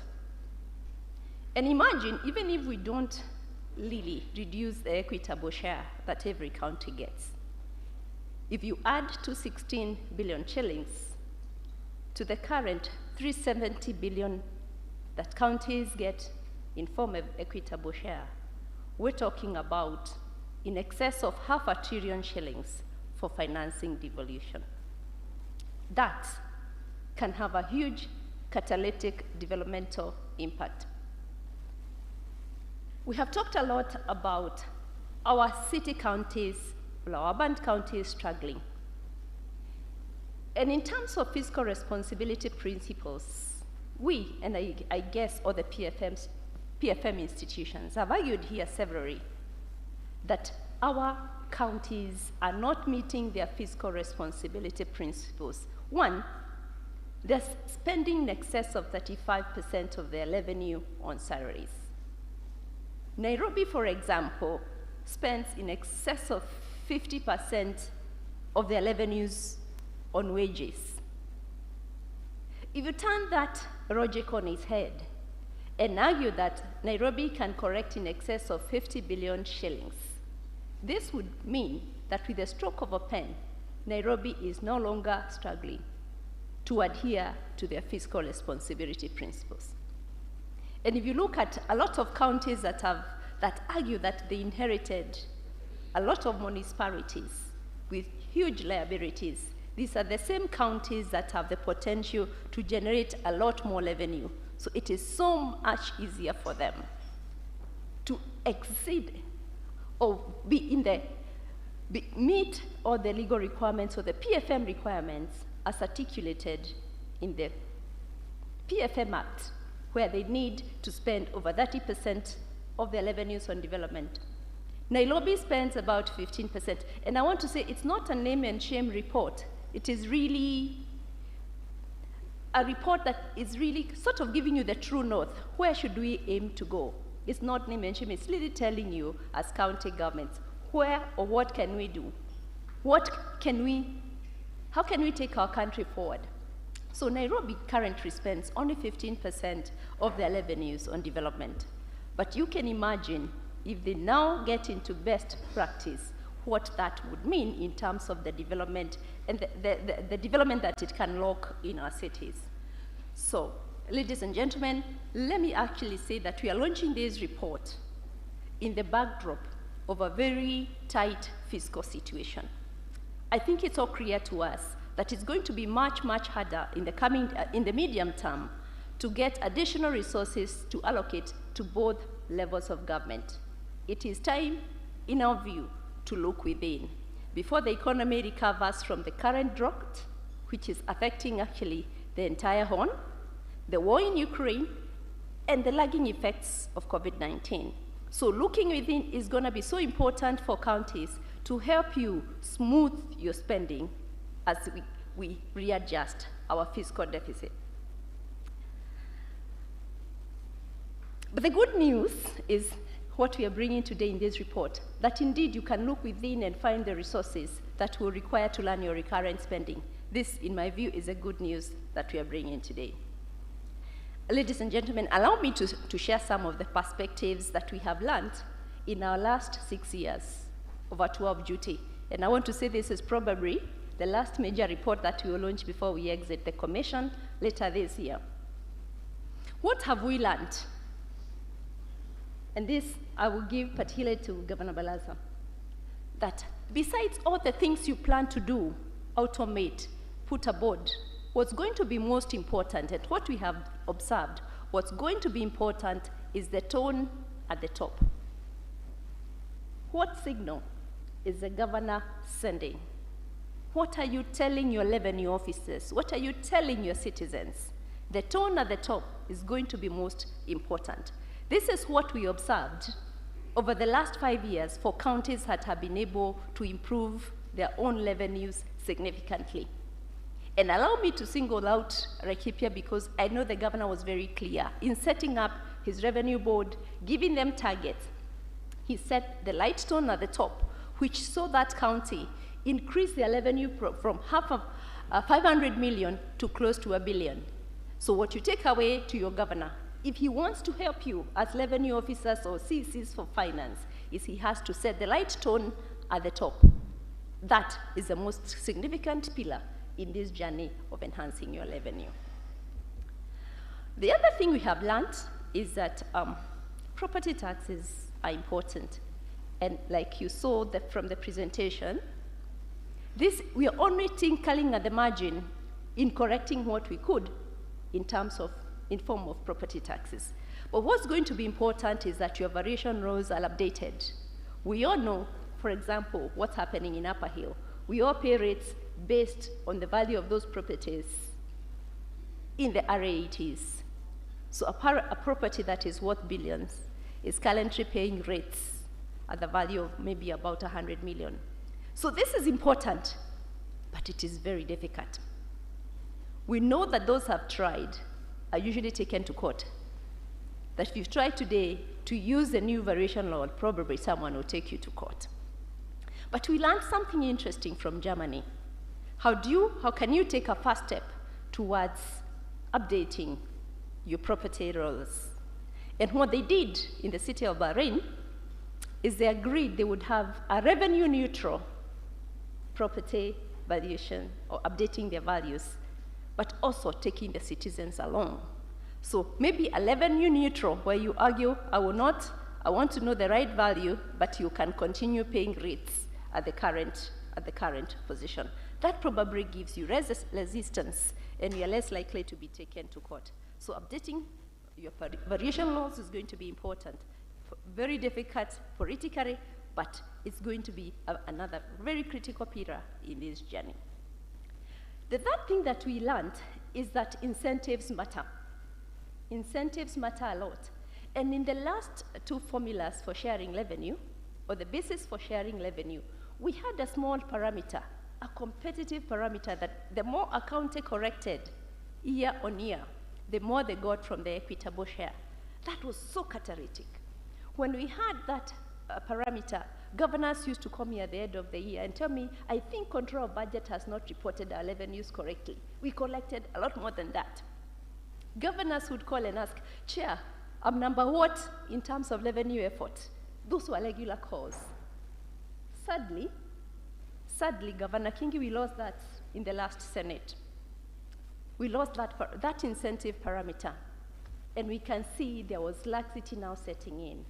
It is our prayer and our hope that the fourth Senate, in determining the fourth basis, would bring those incentives to correct revenue back. Just make it competitive, that there is a reward when counties correct more, they can get more. So incentives matter, and we can actually urge you, even at the county level, create incentives either for your revenue boards, if you have them, and if not, you can come up with a mechanism of putting in place the light incentive.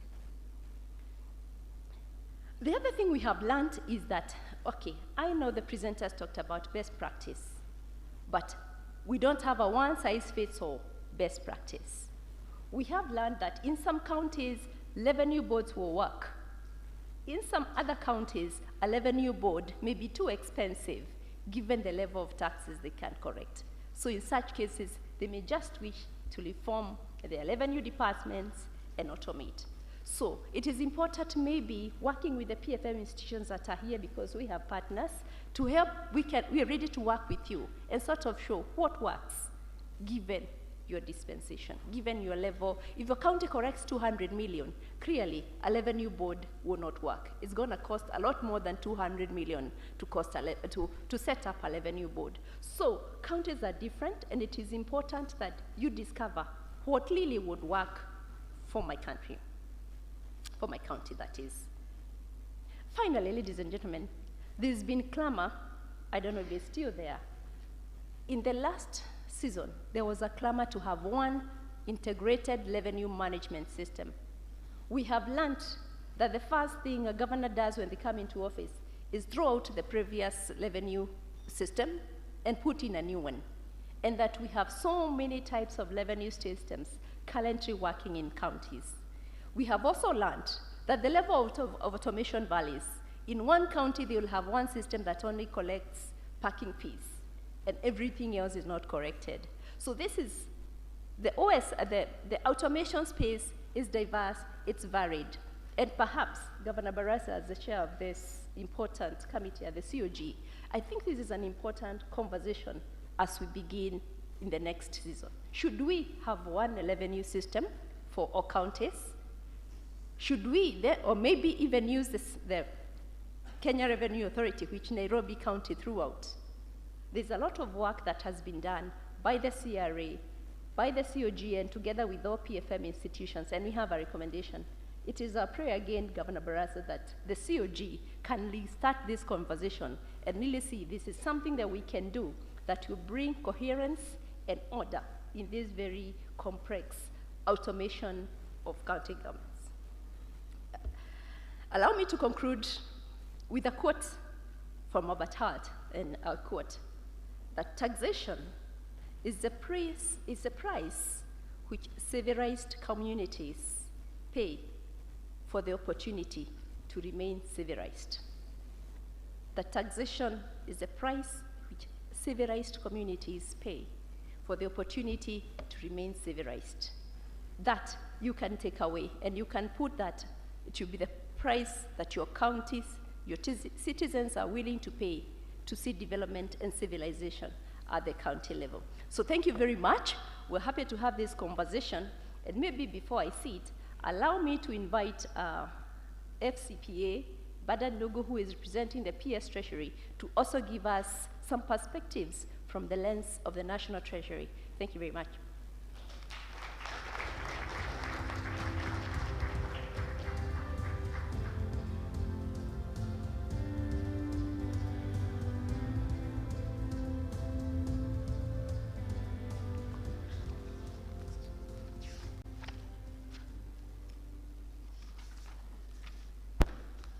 Thank you very much, Chair of the CRA, the Speaker, Senate, the PS Devolution, Governor Kakamega, who is also the Chair of the Finance Committee and the Council of Governors, the Chairs of other constitutional commissions and independent offices, and the members, my fellow colleagues from the county governments. Good morning. Good morning. My name is Bernard Dungu. I have not been introduced with a lot of flowery language like the others, and for good reason. I'm the Director General, Accounting Service and National Treasury. I also manage the Exchequer, and that may explain why I'm not the most popular person. Today, I have been asked by my PS, who is engaged somewhere else, to just make a few remarks on today's engagement. And if you allow me then, I'll start by reading his remarks. I am delighted to join you this morning for the launch of the Comprehensive Own Source Revenue Potential and Tax Study, which was spearheaded by the Commission on Revenue Allocation in collaboration with the National Treasury, the Office of the Controller of Budget, the Kenya National Bureau of Statistics, and the Council of Governors. This launch comes at such an opportune time when we are ushering in the new leadership both at the national and the county governments. If you want to say, or you want to reflect in another way, if you count in multiples of 10, we are now started our second phase of devolution. Ladies and gentlemen, this is probably one of the very value-adding outputs from the CRA, even when I was sitting there, because it now gives a very firm basis when the new administration and the county governments are forming their revenue estimates. Addressing the issue of the optimal revenue mobilization requires interventions and consultations by the Commission, the CRA, the county governments, and other stakeholders. As you are aware, the Constitution and the Public Finance Management mandates the Commission to define and enhance the revenue sources of the national and county governments, as well as formulating relevant policies and enhancing revenue sources. The data reviewed shows that actual county own source revenues has been increasing over the years.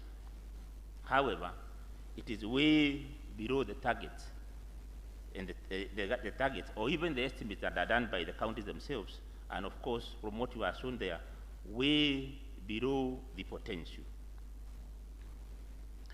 Even with the improvement on their own source revenues, some counties continue to have unrealistic own revenue projections, which ultimately leads to underperformance.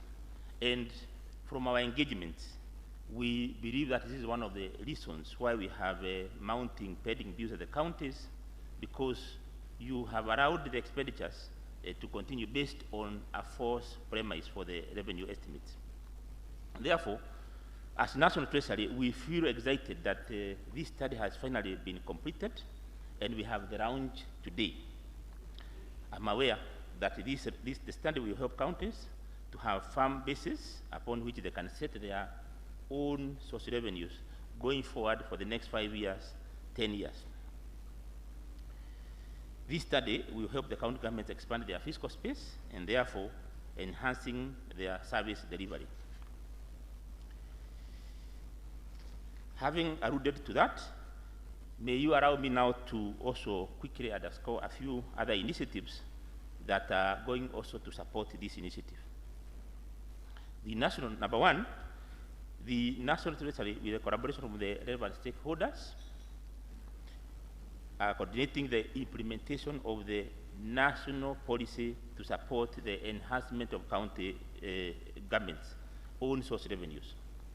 This national policy seeks to increase efficiency in collection and administration of the county government own source revenues. The county government revenue releasing process bill is already in Parliament. It was approved by the Cabinet in January 2022, and together with the policy have been submitted to Parliament for enactment. This is one of the instruments that is going to formalize this whole business about own source revenues. And I think now we are at a stage where the new Parliament now, and I'm happy to see the Speaker of the Senate here, that this is one of the things that you can do to be able to move this agenda forward. Once this law is enacted, the legislation will play an important role in regulating the manner in which counties introduce or vary fees and charges. Number two, the National Rating Bill 2022. The National Treasury, in consultation with the Ministry of Lands and Fiscal Planning, has developed the National Rating Bill 2022.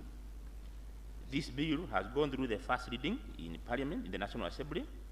It is expected that once the bill is enacted into law, county governments will enact their own property rating laws, aligning them to this national rule. The bill gives a very clear framework through which the contribution in lieu of rates will be paid.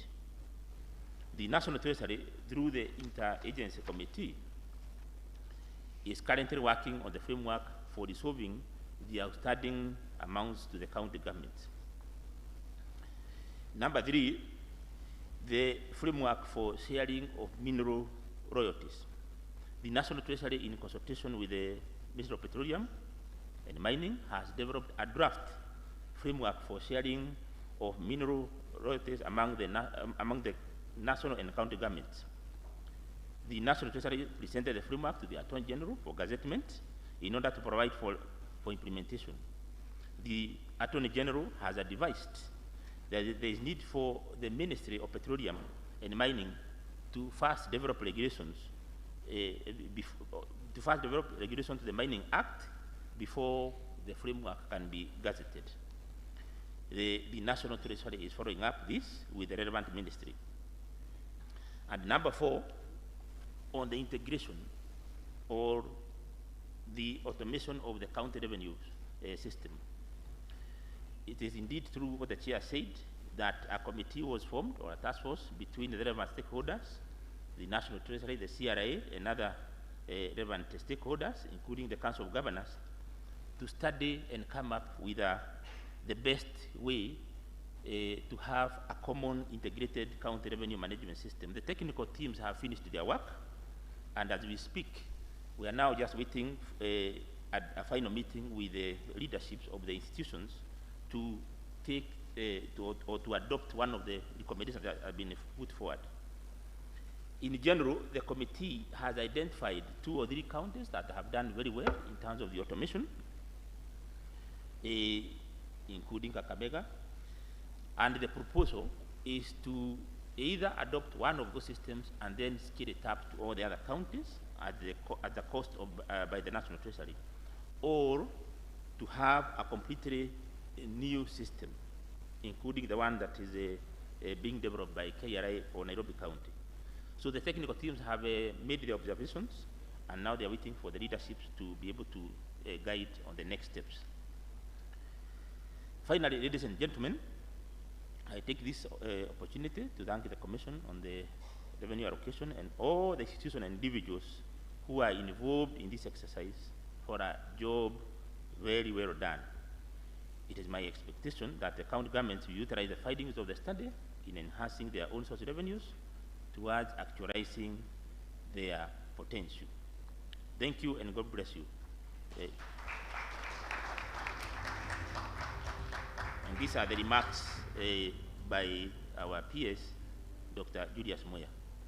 Chair, if you allow me, then I will just compliment that and say that I have been at the Treasury the last almost 8 years, actually 9 years, and we have moved together with the county governments from the first sharing that we disbursed down to the equitable share, and we've interacted a lot.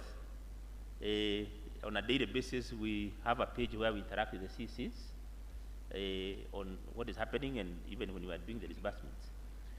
In addition, I do coordinate from my office the reporting by all the government entities on the financial reporting, both on a quarterly basis and also on an annual basis. We have analyzed these revenues, I think, together your teams, and we have seen among the 16 categories and across the 10 years. And this is a good thing that we have now coming to a very decisive point that we have statistics on actuals and per each category. And these figures are also audited by the Auditor General. Therefore, we have numbers that we can work with for the last 10 years or so. It is sometimes surprising that you see in certain years, you see a county going down in terms of revenue collection, and then you wonder what is happening. The economic activities are going down, up, yet the revenue collection is going down. The potential is there. What we did not have is now what we can call a scientific study, which is now CRI has developed. And you have expanded from the previous study now to what we have, all the 16 or 15 or 16 streams of the revenue collection. Probably then the counties is where you start with your new leadership, especially those who are in charge of preparing the budget. That you start from this, and then you see year on year basis, how much are you able to move towards this revenue potential? And and I like the challenge you gave to the Ministry of Devolution, return the incentive. And therefore, the incentive now should be based on the actual vis-a-vis the potential. Because I discovered along the way, counties became clever. And they started understating their revenue estimates so that they can earn the 2% or so. That will not happen again because now we have the numbers. It will be your actuals versus the potential as read out by this scientific report. I strongly recommend that we return that parameter and we make it even higher, because then that will provide the necessary incentive. My senior FCPA Baraza, now that you are there, you are very well respected in the profession. This business about automation is the TOR that we donate to you today. Run with it, so that you have made a lot of impact in the profession in other fields. Now from where we are, we have given you TOR number 1 that help us automate the revenue collection in the county governments. Thank you very much.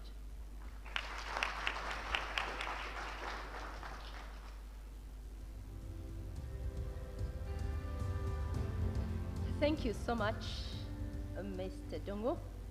For the new CECs for finance, the two people you must know and keep very close to you is Mr. Dongo and the controller of budget. So please, make sure you have a business card and make sure you see him before you leave. It is now my pleasure to welcome the PS Devolution to come and give us his remarks. Let's welcome with a warm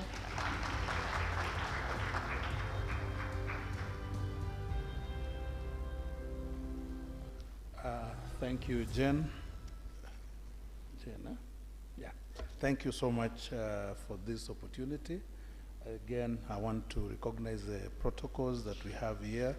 Speaker of the Senate, Honorable Amason Kingi, His Excellency, the Governor of Kakamega, Fernandez Barasa, the Chair of IGRTC, Bwana Muratha Kinuthia of World Bank, development partners who are here, the commissioners of independent bodies, and all protocols observed.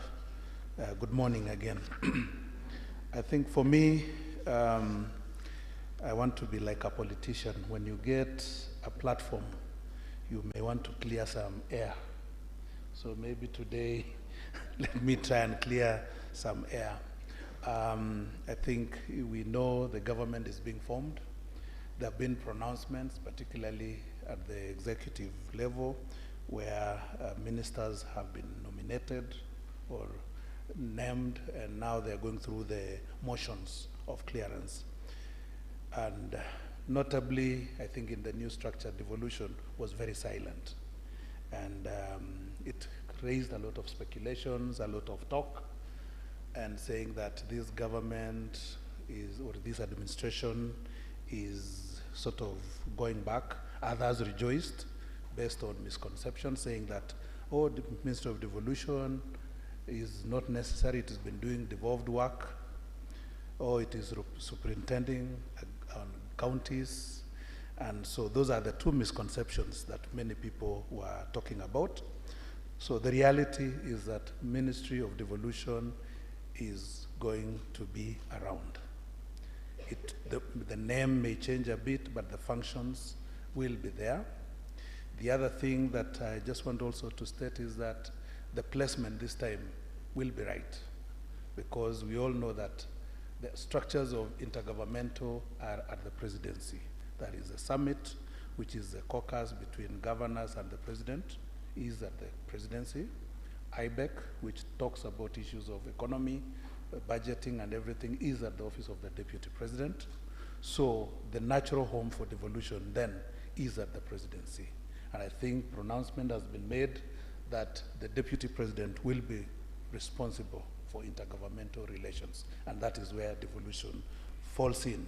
So it will continue performing its services, that is encouraging cooperative intergovernmental relations between the national and the county government.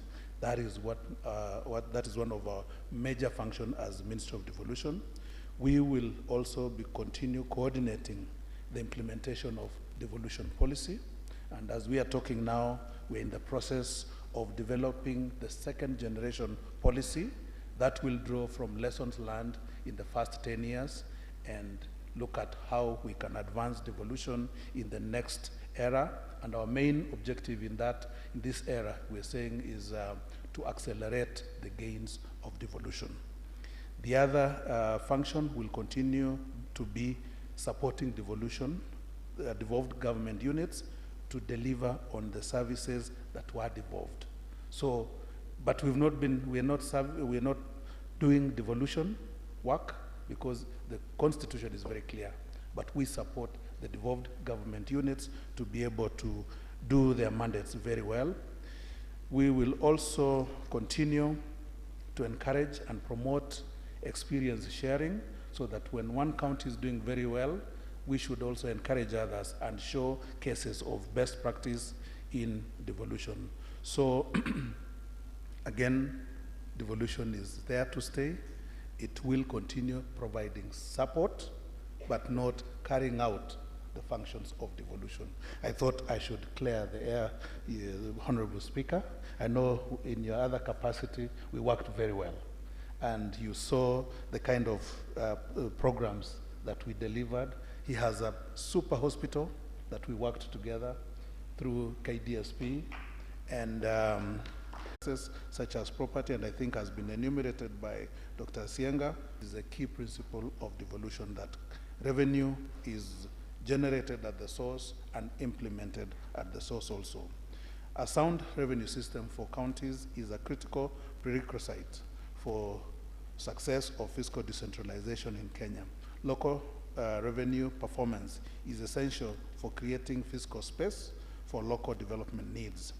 Adequate mobilization of on-source revenue is key for improved provision of services, and I think has been alluded to that citizens don't mind paying, but they think has been alluded to that citizens don't mind paying, but they only want to see that the money that they pay is translating to good services, good development, and improved environment where they're going to enjoy. So this will also lead to increased employment, eradication of poverty, as well as overall achievement of the development goals. Strengthening the OSR mobilization allows county governments to have a greater ownership and control over their own development agenda, and has the potential to foster political and administrative accountability of county officials to their constituents. And I think, as has been said by the chair, is that the focus has mainly been on the transferable revenue, to the detriment of also expanding the on source, so that we can be able to do more as administrations. Based on the report of the Office of the Controller Budget carried out, that is in the year 2020-21, I think, as has been said again, is that the amount collected by counties is way below the potential of what was the target. And now with the potential having been enumerated, then you're looking at what is being collected is way below 30%, which I think gives us a huge room for a scope to operate from. Over the years, counties have been collecting less than, I think, 30%, as I've said, of their estimated revenue potential. Counties with higher economic diversification collect more on-source revenue compared to counties with lower economic diversification. It is paramount then that counties, to realize their full potential in revenue collection, they need to see how they can expand their macroeconomics or economies. It is important to note that strong revenue systems for counties is critical prerequisite for the success of fiscal decentralization as envisaged in the Constitution. Indeed, adequate and sustained mobilization of on-source revenue is key to improved provision of services, as I have said earlier, increased employment, and also ensuring that we are able to expand or accelerate the development in our countries. So in the current constrained economic situation, globally and locally, on-source revenue growth will caution the country from increasing public debt burden that is currently threatening the fiscal and socioeconomic well-being of our country. It is on this note that I urge counties to develop initiatives to expand their resource base so as to enable them handle the huge pending bills which are really affecting the economic development of the counties. And as has been clearly outlined by Ndungu, is that it is on the basis of these ambitious targets or collecting below the potential that now creates the pending bills that we are seeing, because we are approving expenditure beyond what we are able to raise and also what we are receiving from the shareable revenue. So each county, of course, has its own unique challenges. Studies undertaken in previous periods highlight various challenges facing counties in OSR generation. Key among them is over-reliance on the transfers from the national government, which has led to complacency and an inefficient revenue collection and management system. So these challenges requires clear policy and legislative interventions. Counties require to have a paradigm shift to appreciate that over-dependence on the shareable revenue will continue to cause fiscal stress and in some cases political consequences. I think I don't need to say much on that, because when you promise, when you're coming in and you're not able to deliver, the citizens will also decide and change. So that is where now we need to see how to diversify revenue so that we are able to meet the promises that we give to the citizens. Independence of county governments to determine the level and pace of their local development will depend on the extent to which a county has developed their OSR. Today, we are gathered here then to receive the latest report from CRA on OSR in counties, and I think we've seen the potential that is there. It's based on a study that investigated each county's own revenue potential in order to demonstrate that the leadership, goodwill, and commitment counties can generate, that is, to demonstrate that with leadership, goodwill, and commitment, counties can generate more revenue and accelerate overall development and improve the socio-economic well-being of the citizens. I challenge us all to consider the recommendations in this report as actions that should be immediately mainstreamed into our plans as counties and budgets so as to accelerate performance of devolution in the third cycle. And I think, as I've said, the theme of the third, or the, actually for us we say the second generation, the second era of devolution is accelerating devolution performance. We've had lessons, we've seen successes, we've seen mistakes, and now we want to see how we can leverage on those successes, as well as also correcting on the mistakes that we've done, so that we can now accelerate in the next era of devolution the performance, so that citizens can enjoy what they intended when they passed the constitution that we have. So specifically, there is need for counties, one, to implement county-specific interventions aligned to their OSRs, and I think the chair has actually outlined a number of things that needs to be done. Automation, and then revenue boards where it is necessary, so that you are able to monitor and be able to see the growth in that area. The area of incentives, I think this is something that we will discuss. I know in our new policy that we are developing, that is an area that we are also looking at, so that we can put it as a part of the policy. So monitor, number two, that is on what the counties needs to do. Two is to monitor and assess local revenue performance regularly to assist in designing effective and efficient policies.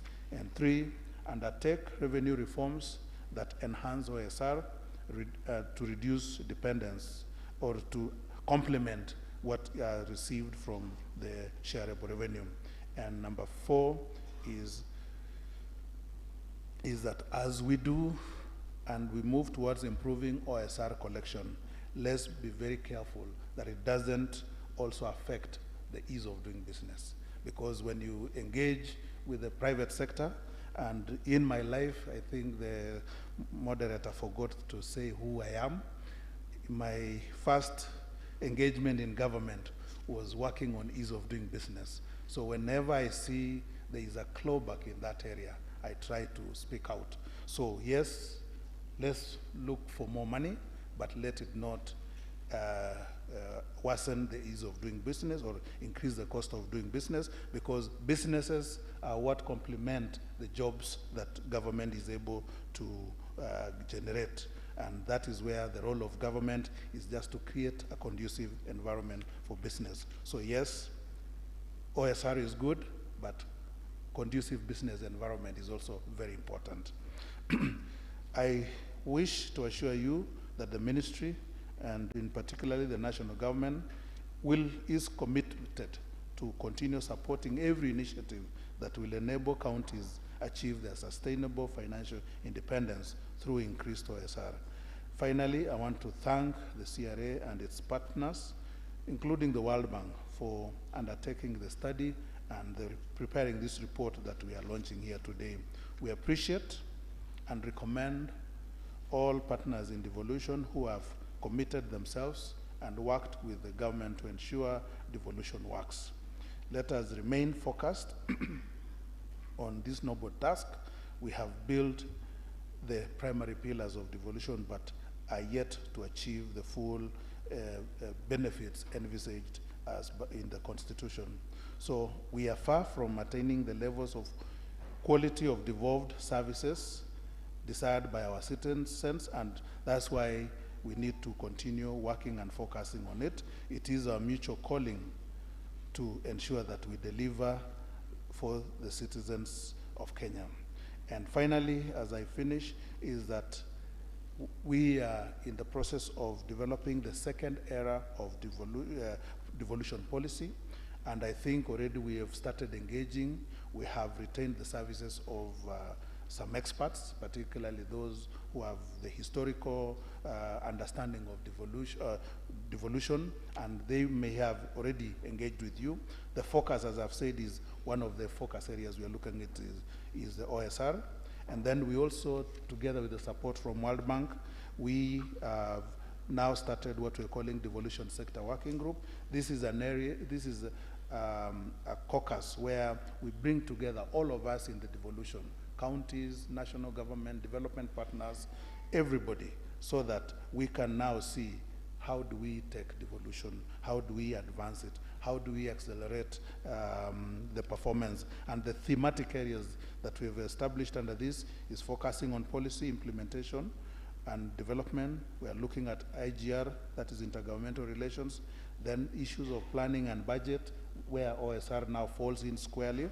And then we are talking about budget execution, particularly to ensure that there is fiscal discipline and in the way we spend, and then issues of coordination and performance measure. How do we have a uniform measure where we are able to gauge all the counties or in terms of performance and outcomes? So thank you so much. Again, I want to congratulate CRA for this very great work, and we want to assure that we will continue working together. Thank you so much, and God bless.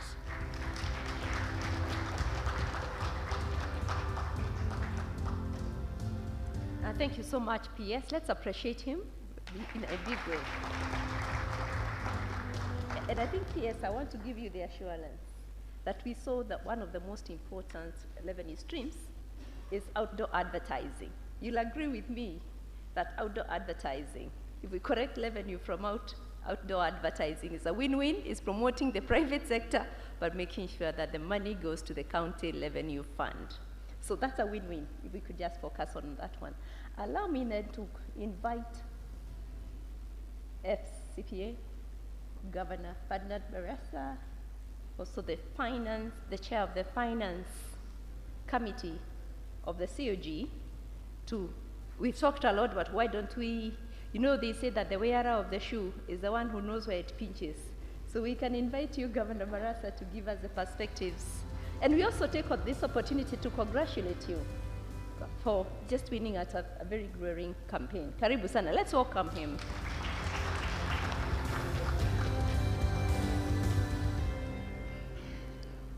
Thank you very much, the Chair of CRA, the Speaker of Senate, Honorable Amason Kingi, the PS Devolution, my good friend Julius Coril, the PS National Treasury represented by FCPA Ndungu, chairpersons of Constitutional Commissions present here today, the World Bank representative, distinguished ladies and gentlemen, good morning. Today I'm very excited to join you on this auspicious occasion when we are officially launching a report on on-source revenue and the tax gap. This is a report that has come at an opportune time when counties are now setting up their third generation CIDPs. I know there's been pressure from the national government in terms of the equitable share. And I want to appreciate the Commission on Revenue Allocation and its partners for giving us this report. I know the objective of the report, as has been highlighted, was just to analyze the potential of counties to collect their own source revenue. And I'm very excited that now we have an opportunity, at least, to mitigate the challenges we've had on putting pressure on national government in terms of releasing money.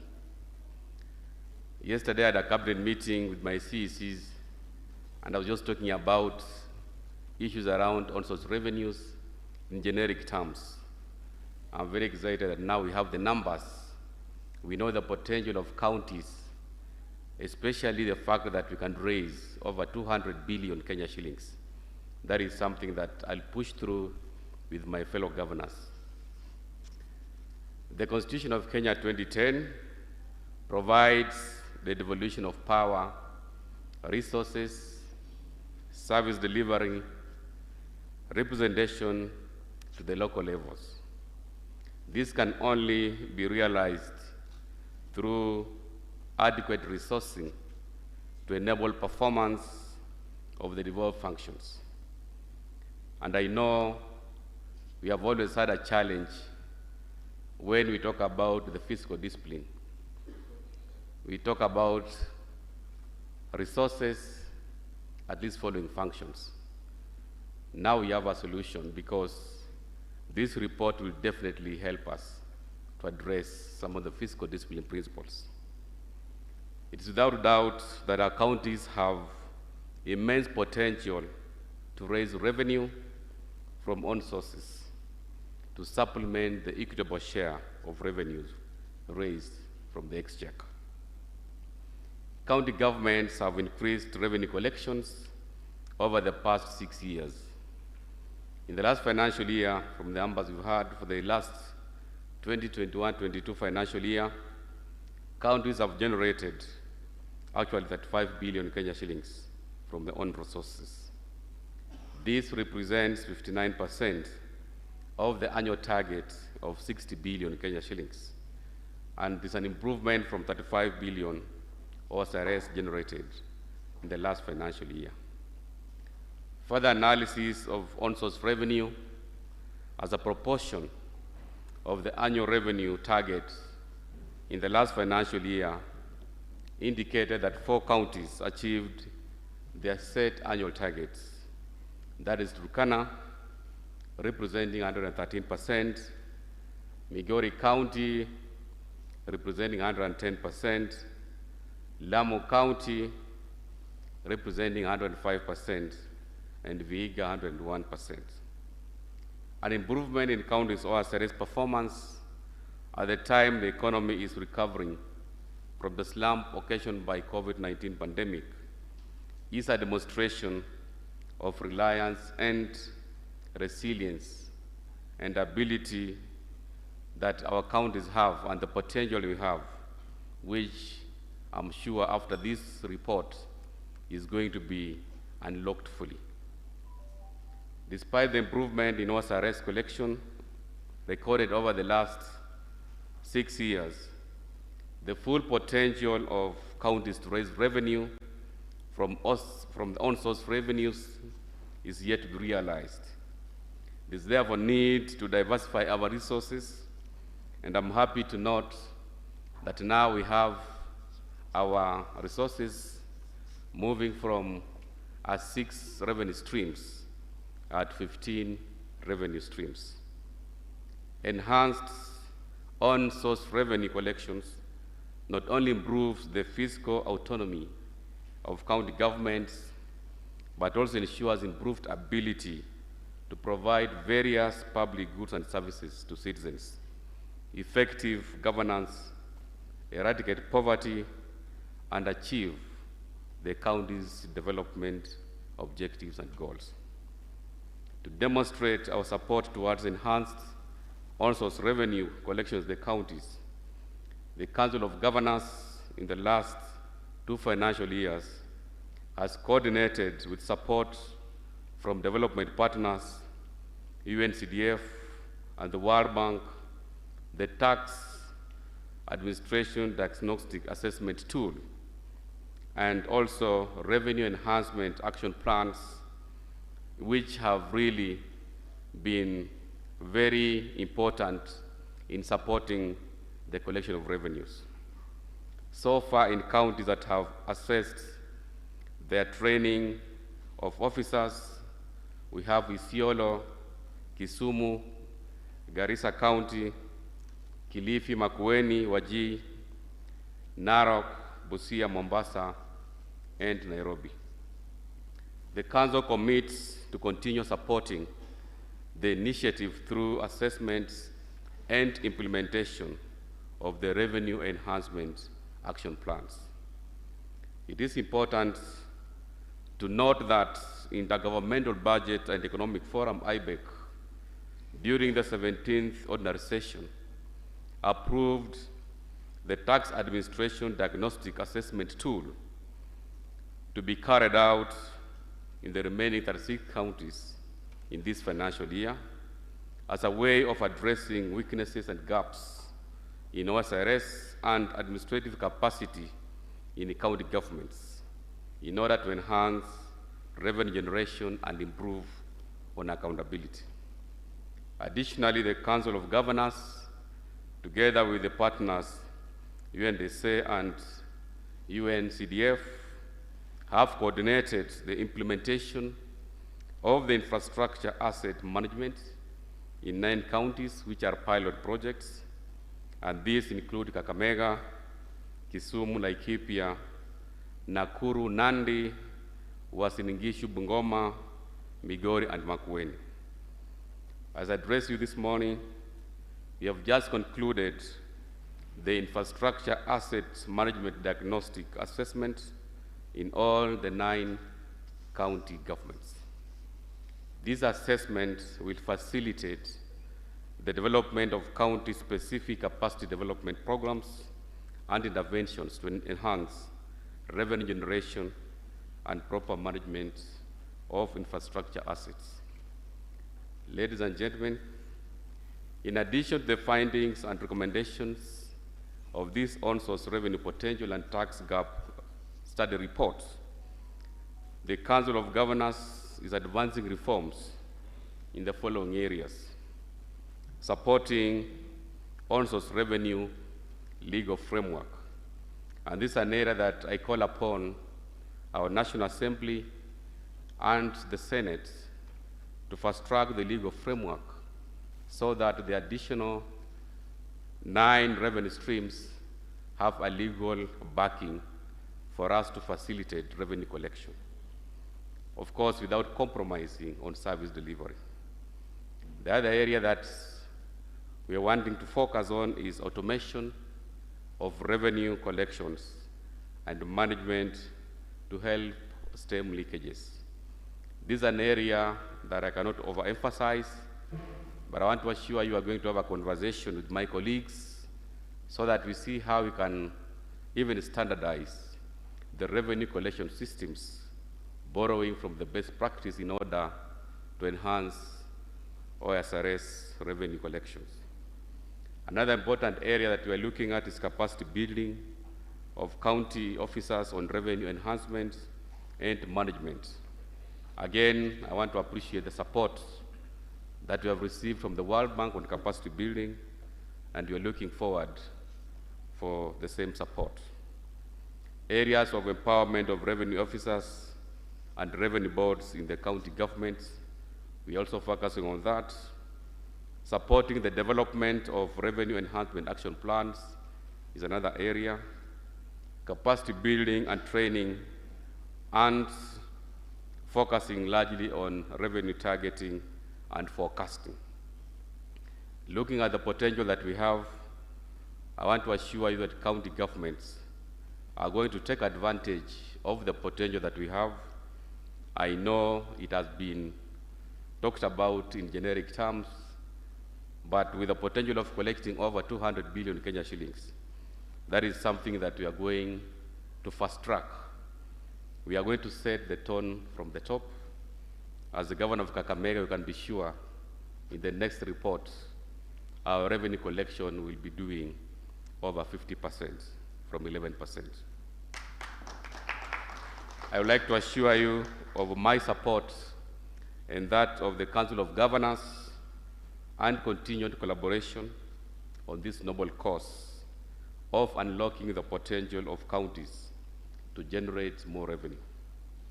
I urge the Commission to work very closely with the Council of Governors to follow through the implementation of the recommendations of this report.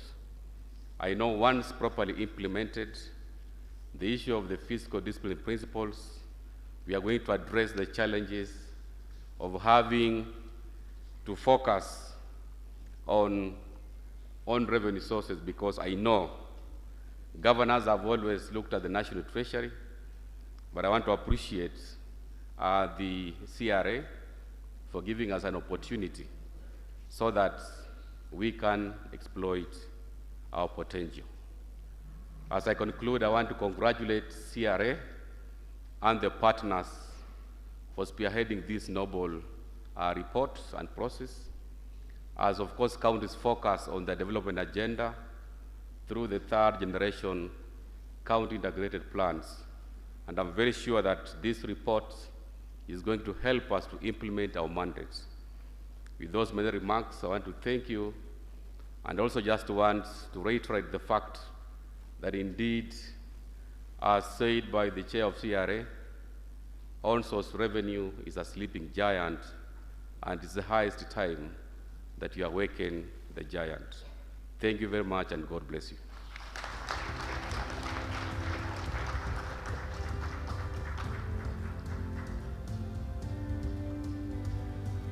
Thank you very much, Governor Barasa, and I can echo PS devolution that if you want to build a state-of-the-art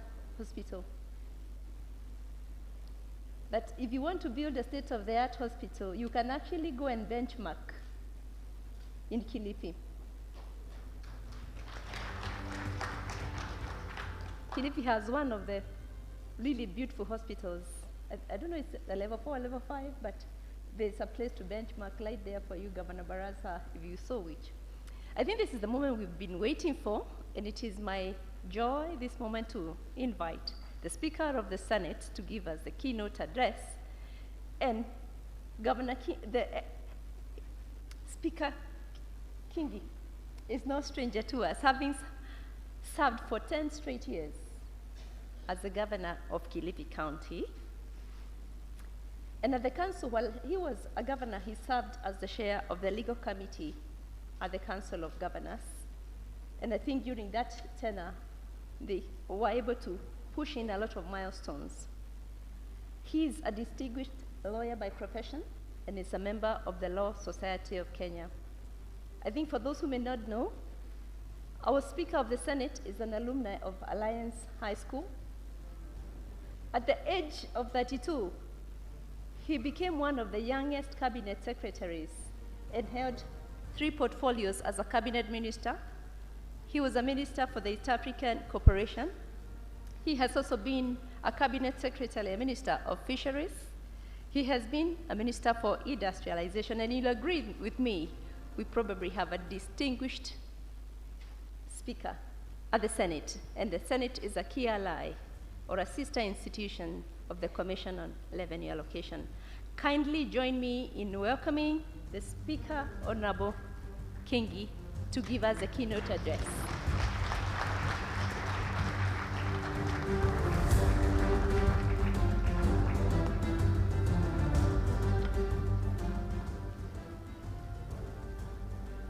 Thank you, Chair. I've never been introduced that way. So, though not with the voice of my brother Mwakazi, but you've done a good job. Dr. Jane Kiringai, the chairperson of the Commission on Revenue Allocation, the other CRA commissioners present here, the entire devolution family, invited guests, ladies and gentlemen. Good afternoon. Allow me to register my sincere appreciation for the invitation to attend this very important event. I also wish to say on my own behalf and on behalf of the Senate of the Republic of Kenya to commend CRA for convening today's launch of the comprehensive on-source revenue, potential and tax gaps study report. This study, undertaken by CRA with the support of World Bank, is a remarkable milestone and couldn't have come at a better time like now.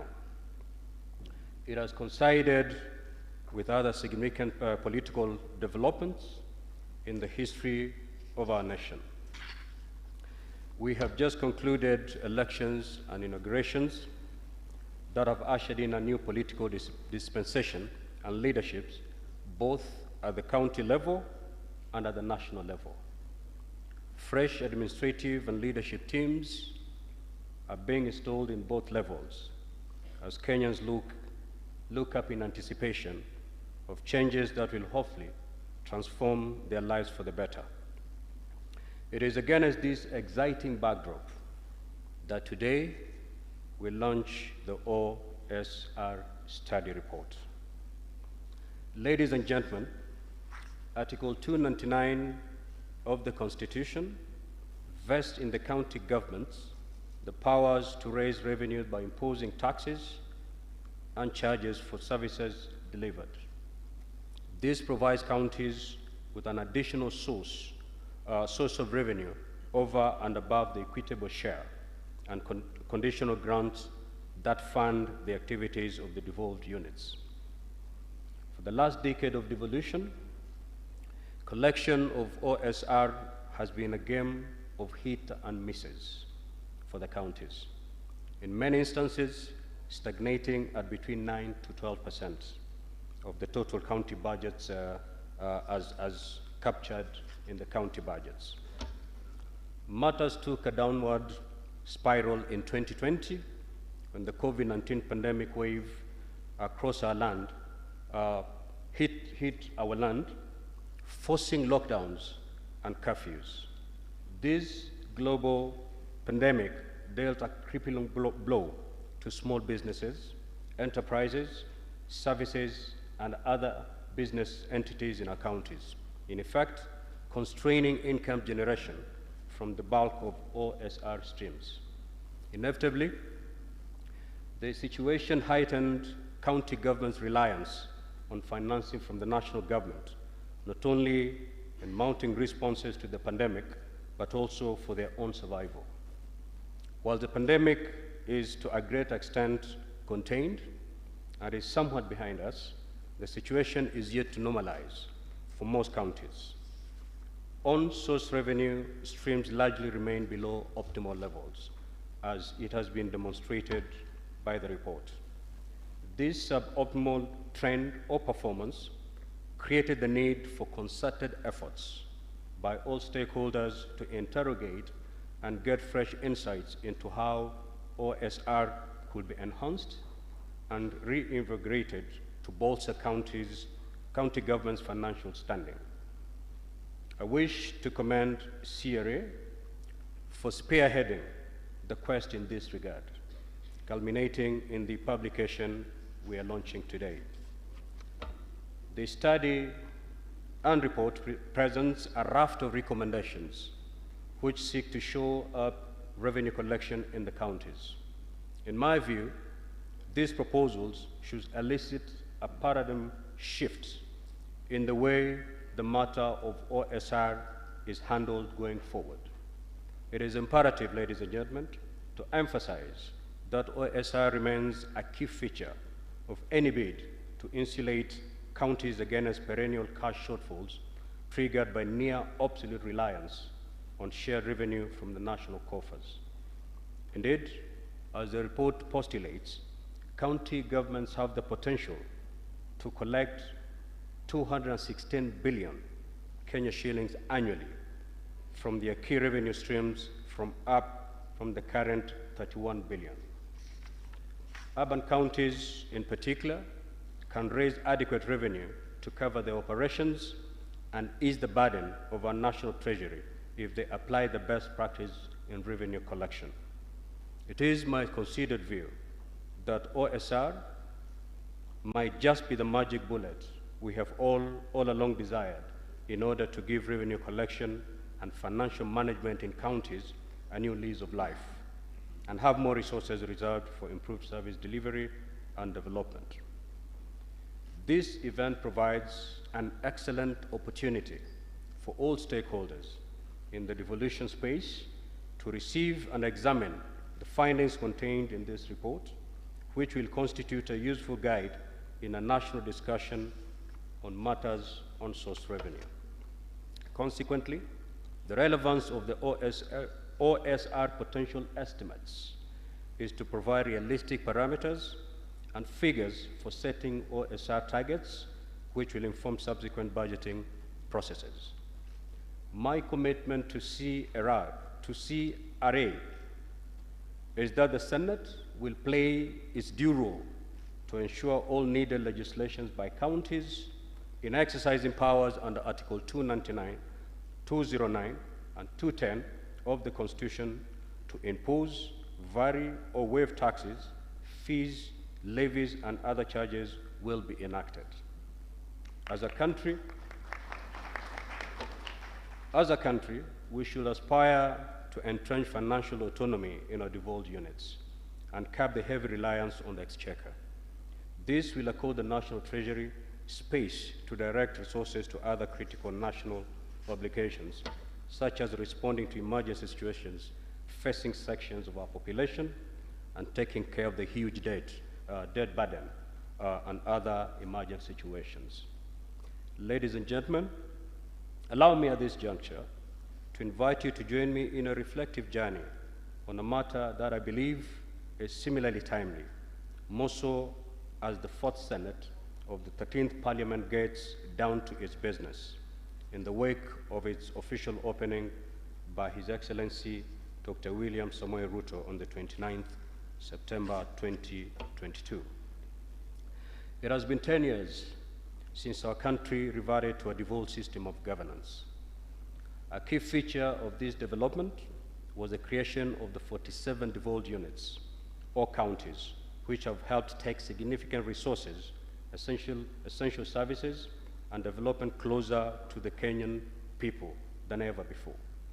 Article 96 of the Constitution accords the Senate of the Republic of Kenya unfettered jurisdiction over the affairs of the 47 counties and their governments, besides discharging other critical national roles required of it as part of the bicameral parliament.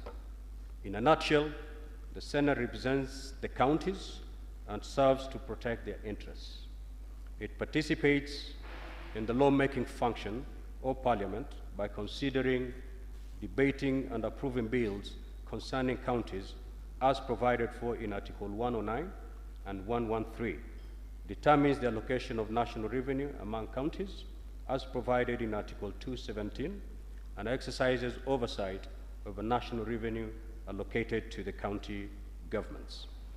This follows, therefore, that all matters touching on devolution, including the way counties undertake financial management for the benefit of Kenyans, must at all times receive thorough consideration of the Senate, which then makes decisions and interventions as required of it by the Constitution and other applying laws. The Commission on Revenue Allocation is one of the commissions and independent offices rightly christened as the Chapter 15 institutions that stand out for their key role in actualizing devolution. Set up under Article 215 of the Constitution, CRA has its roles clearly spelled out in Article 2016, which inter alia involve making recommendations concerning the basis for the equitable sharing of revenue raised by the national government between the national government and county governments and among county governments. That is the vertical and horizontal sharing. The Commission also makes recommendations on matters touching on the financing and financial management by county governments as guided by the criteria set under Article 2031. Finally, the Commission is required to submit its recommendation to the Senate, the National Assembly, the National Executive, county assemblies, and county executives. Therefore, in the execution of their constitutional mandates, the Senate and the Commission are key and indispensable partners in implementing devolution and ensuring its success. The work of CRA on matters determining parameters for division of revenue and all other factors touching on revenue in the counties feeds into the role of the Senate as the ultimate defender of devolution. This symbiotic institutional partnership calls for a closer working relationship between the Senate and CRA through more definitive, consultative, and structured engagements. This can be done without undermining the unique rules that the Constitution bestows on each of our two institutions. Ladies and gentlemen, as I conclude, I wish to reiterate that my vision as Speaker of the Fourth Senate is to see a more regularity, responsiveness, and productive outputs in our engagement with CRA geared towards achieving greater benefit for our counties. Going forward, we should subject our joint activities to some kind of evaluation mechanism within agreed timelines to assess what we have achieved and what more that we can do together in our collective pursuit and goal of ensuring the success of devolution. I envisage a partnership in which our technical teams and committees are given the leeway to consult more strategically and intensively to ensure outcomes of such engagements inform future legislative initiatives and interventions. As the Senate, we are duty-bound to support the Commission on Revenue Allocation through the requisite legislative interventions and other practical ways to ensure CRA discharges its mandate more effectively, efficiently, and for the benefit of all Kenyans. Thank you, and may God bless. Thank you so much, Right Honourable Speaker of the Senate. I'd kindly request before you take a seat, we're now going to the launch area, so I'd kindly request Speaker of the Senate, please come to this launching spot, accompanied by the chairperson of the Commission on Revenue Allocation. We'll also have all the rest of the delegates joining him. We have Bwana Barasa, Your Excellency, Karibu Sana, Bwana Korir, Bwana Muratha, Bwana Otachi, Bwana Ndomo, the commissioners as well. We have a button there, but we'd kindly request that you long press, but we'll count down, The photographers, please, I kindly request that we keep just a bit of a distance this way. Let's move behind, another spot behind. All right, so ladies and gentlemen, I'd kindly request that we join together by standing. Let's be upstanding, ladies and gentlemen, and we're going to have a countdown. We'll start 5 to 1. All right, 5, 4, 3, 2, and 1, ladies and gentlemen. Makofi tafadhali as we celebrate the launch, the report on comprehensive own source revenue potential and tax gap study of county governments. Makofi tafadhali, ladies and gentlemen. Asante sana, ladies and gentlemen. setting the tone at the top, the most important. Own source revenue is a sleeping giant, and this is the time for it to be awakened. And right now we'll take the photos. We kindly request that we keep a distance so that we can see. One more time, a big round of applause. Makofi tafadhali, ladies and gentlemen. Asante sana, the launch of the report on comprehensive own source revenue potential and tax gap study of county governments. Asante sana, we may kindly take our seats. Thank you so much. And a big round of applause to our chief guest, Mr. Tafadhali. We will allow him to leave. He has another critical appointment. Tunasema asante sana, Right Honorable. Only the Speaker of the Senate will leave, but the rest, I kindly request that we take photos together. Asante sana.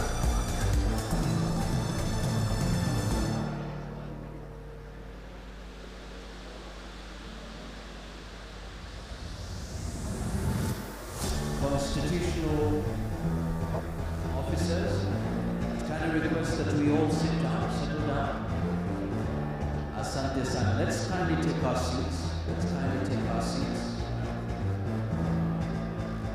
Asante sana. Asante sana. Asante sana.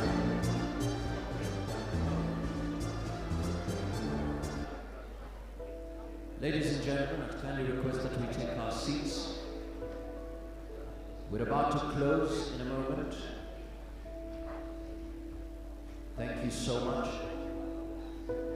As we prepare for the vote of thanks, we want to open it up. If you have any question or comment, let's have that on the screen. You can either use Mentimeter or you can just put up your hand and the CEO, Commission on Revenue Allocation, will be glad to respond. We have about 5 or 10 minutes or so, so I'd kindly request put up your hand, or you can just ask that question directly via Menti. Remember, it's www.menti.com. The code is 8209-4631. When a CEO, there's already a question. Let's just open it up. Let's open it up. There are about 5. Okay, there's a question here. What are the identified, let's take that. What are the identified tax gaps in the own source revenue, and what are the possible measures to put in place to address the gaps? Maybe we can start with that, and then we pick up maybe 1 or 2 more. Go ahead. Thank you very much, Mwakazi. Just as I come to that question, I will also want to have Dimitriv from UNCDF, who has been working a lot on TADAT, to just have a minute to say what they have identified as some of the issues at the counties. Then I'll come back and answer that question. So hold on to that. Dimitriv, if you could do that in a minute, I'll be just glad. Thank you.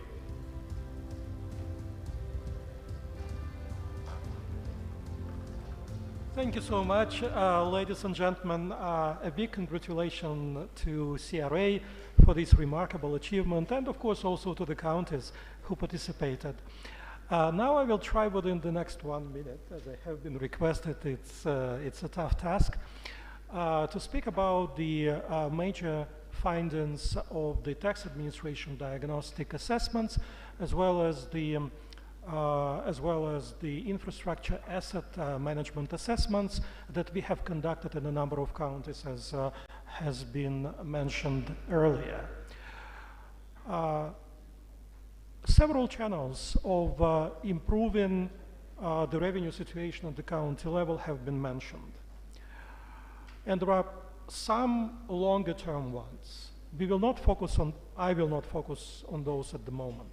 But there are obviously short-term gains that can be achieved and can take counties closer to that potential without any significant investment or without any significant budget requirement. We are talking, first of all, about eliminating various leakages in tax administration and infrastructure asset management administration. There are several important areas that have been identified, and some of those have been mentioned here. One is, of course, the outdated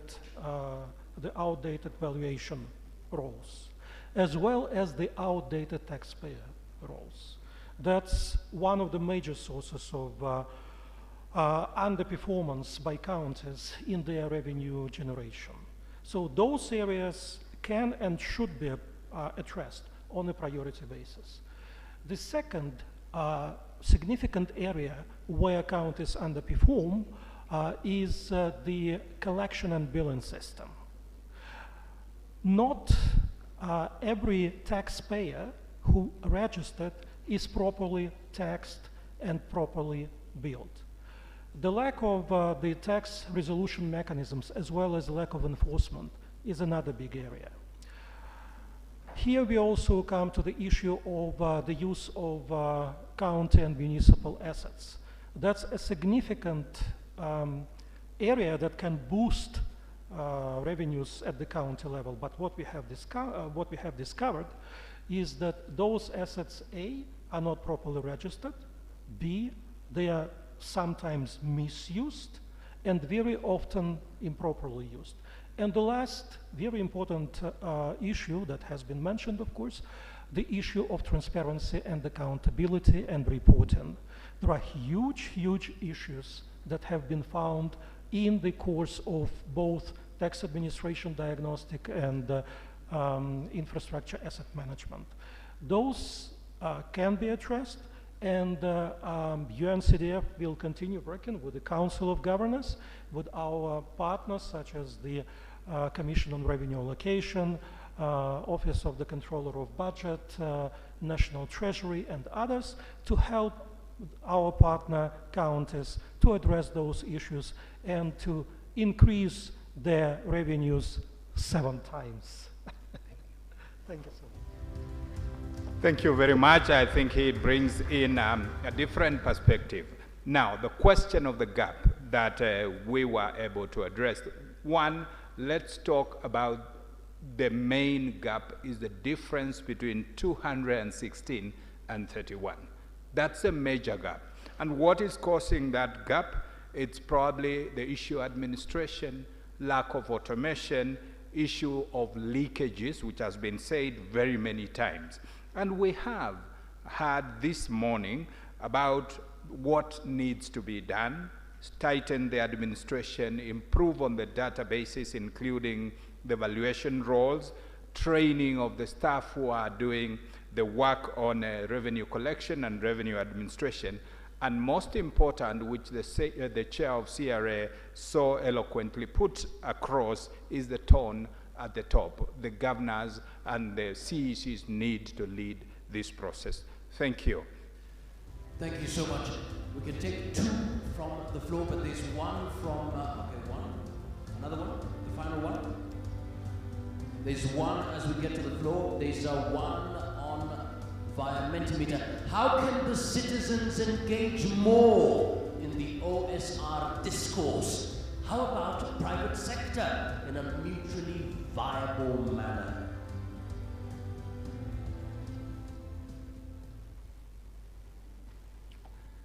Thank you very much. Such an interesting question, and I think it's important because it's a citizen who pays.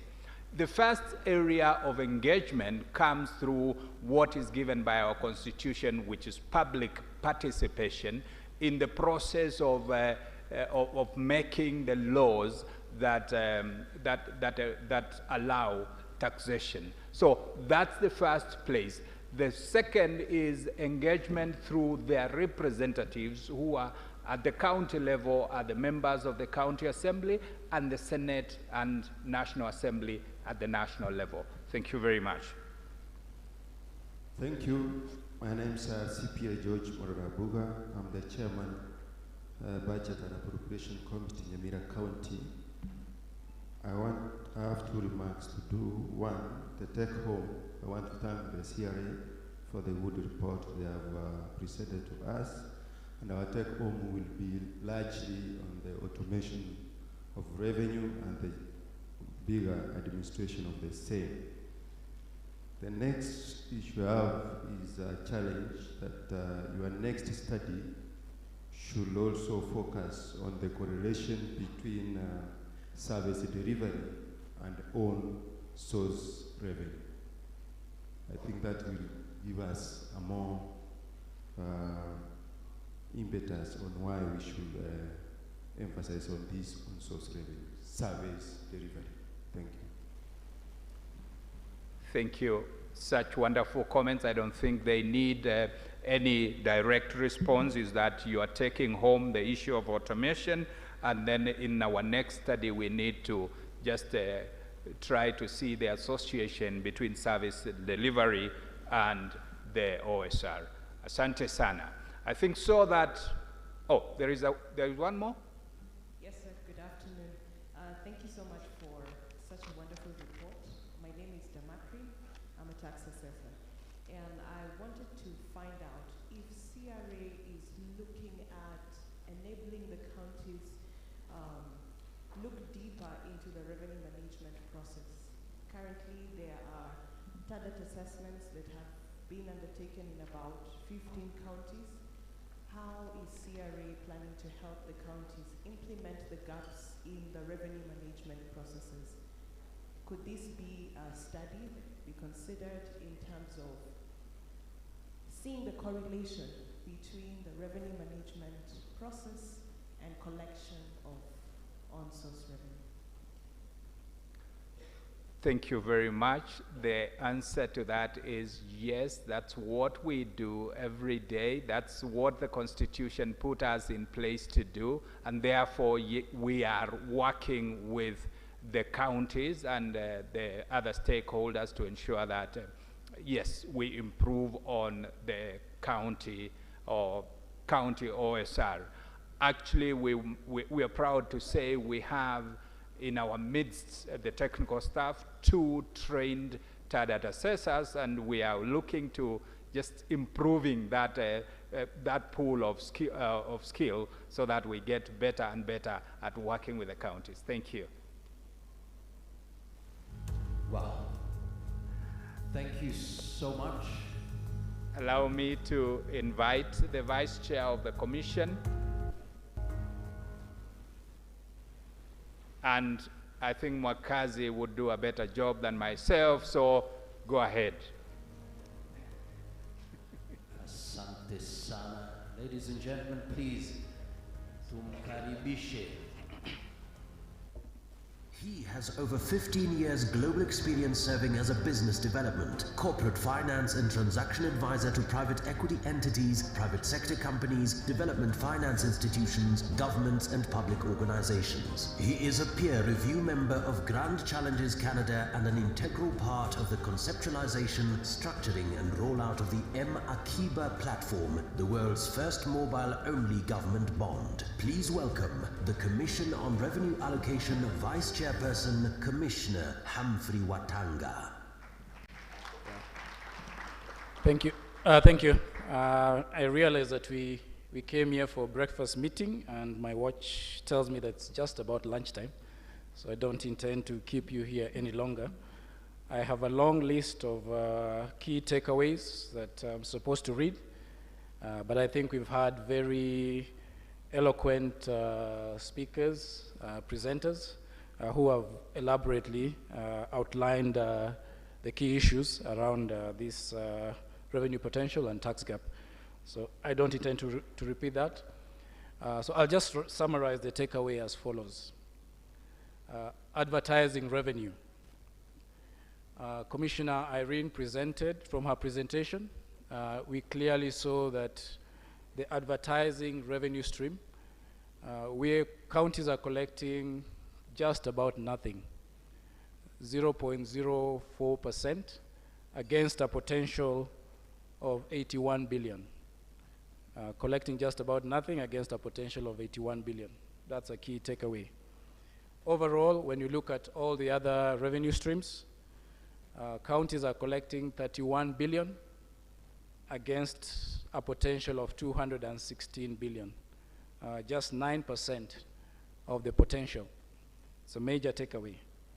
So certainly, when you look at these key takeaways, it's obvious that counties are grossly underperforming on this account of on-source revenue. But as the chair of the commission presented, her view was, we are here to preach the good news. So instead of looking at it negatively, our view is that this tax gap gives an indication of substantial resources that could be made available to the counties if counties were to do the right thing, get the right systems, get the right processes in place. They could have substantial revenues that would allow them to meet their mandate of delivering services to their citizenry. So what needs to be done in order to achieve this positive outlook?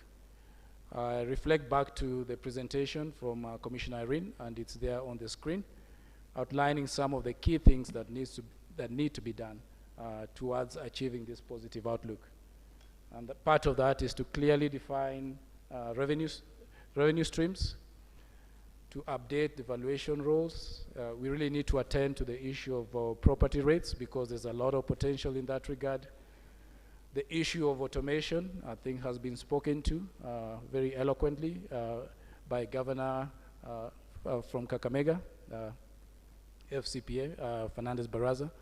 And as a commission, we've been working very closely with Treasury and our multi-agency task force to establish an integrated county revenue management system. And indeed, it's about time that we brought this to the fore and provided a solution for the counties.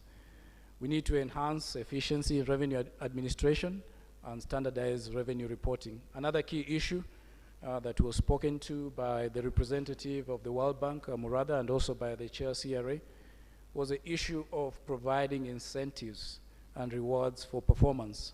As the chair CRA outlined that in the second basis in the division of revenue, we had a parameter that incentivized performance, but that disappeared in the third basis. And as per the chair's prayer, we hope that working with the Senate, we'll be able to have this incentive back in the fourth basis. But in the interim, perhaps, again, government working with development partners, we could potentially look at having a conditional grant to provide this incentive and reward for counties that work towards achieving their potential. With that, I'd like to pass a vote of thanks, starting with the World Bank, for supporting this very critical activity under the Kenya Devolution Support Program, the technical committee team for working on this study, and the institutions under this technical committee were National Treasury, the Kenya National Bureau of Statistics, the Office of the Controller of Budget, and Council of Governors. We also appreciate the participants in today's session. Our guest speaker, Honorable Amason Kingi, Speaker of the Senate, PS Devolution, Director General, National Treasury. We had the Chair of Finance Committee, COG, and Governor Kakamega. We had the Chairperson of the Kenya Law Reform. We had the Chair of Chairs, Chairperson, National Land Commission, CEO IPOA. We had commissioners from the Kenya Law Reform Commission on Administrative Justice, representation from KESRA, from SOCAT, IGRTC, Kenya School of Government, Kenya Revenue Authority, Public Service Commission, Kenya National Bureau of Statistics. We had the chairperson of SRC, Salaries and Remuneration Commission. We also had counties fairly well represented here, recognized like Laikipia Revenue Board members, Kakamega Revenue Authority, the CEC Finance, CEO Revenue Boards, Director Revenue of numerous counties, including Nyamira, Kajiado, and Turkana County. We'd also like to thank and appreciate our donor partners, including the World Bank, as represented by Muratha, Dr. Naomi Madenge, a former Deputy Director at CRA. We also had Embassy of Denmark. We appreciate your presence here. And representation of FCDO, represented by Mr. Conan Sendo. Thank you for your continued support. Other partners who have supported us and with whom we look to work closely with, we have ACT, Mr. Tom Were, and Ms. Agnes Odhiambo. We look forward to working with you in advancing more of the work that CRA is doing. We also have representation from IBP, International Budget Partnership, and UNCDF. And finally, I'd like to thank the staff of CRA, commissioners of CRA, and the entire Secretariat for the continued support and the work that you've done towards achieving this and numerous other mandates of the CRA. Thank you very much. See you. Wow, thank you so much indeed. We've come to the end. Asanteni sana kwa kuja. As we close, Germany, totally destroyed, trying to rebuild, but this was just fascinating. That you know what, in the midst of the destruction, imagine picking up the pieces. But you know what really stood out for me? Is that every person had a role to play. After the destruction, lives and resources, the people started to work. The women, everyone on the ground, working hard. That sleeping giant waking up. Not just one person. Once the tone at the top is set, boom, then the people pick up the pieces. Ladies and gentlemen, we can do it. We can do it. We can do it. We can do it so that we can build a better country moving forward. Ladies and gentlemen, it was an honor serving you as the moderator, Asanteni Sana. Quick remark, ladies and gentlemen, lunch served at Nyama Choma Ranch. Please don't forget to get your lunch voucher. All the best, God bless you, see you at work. Asanteni Sana.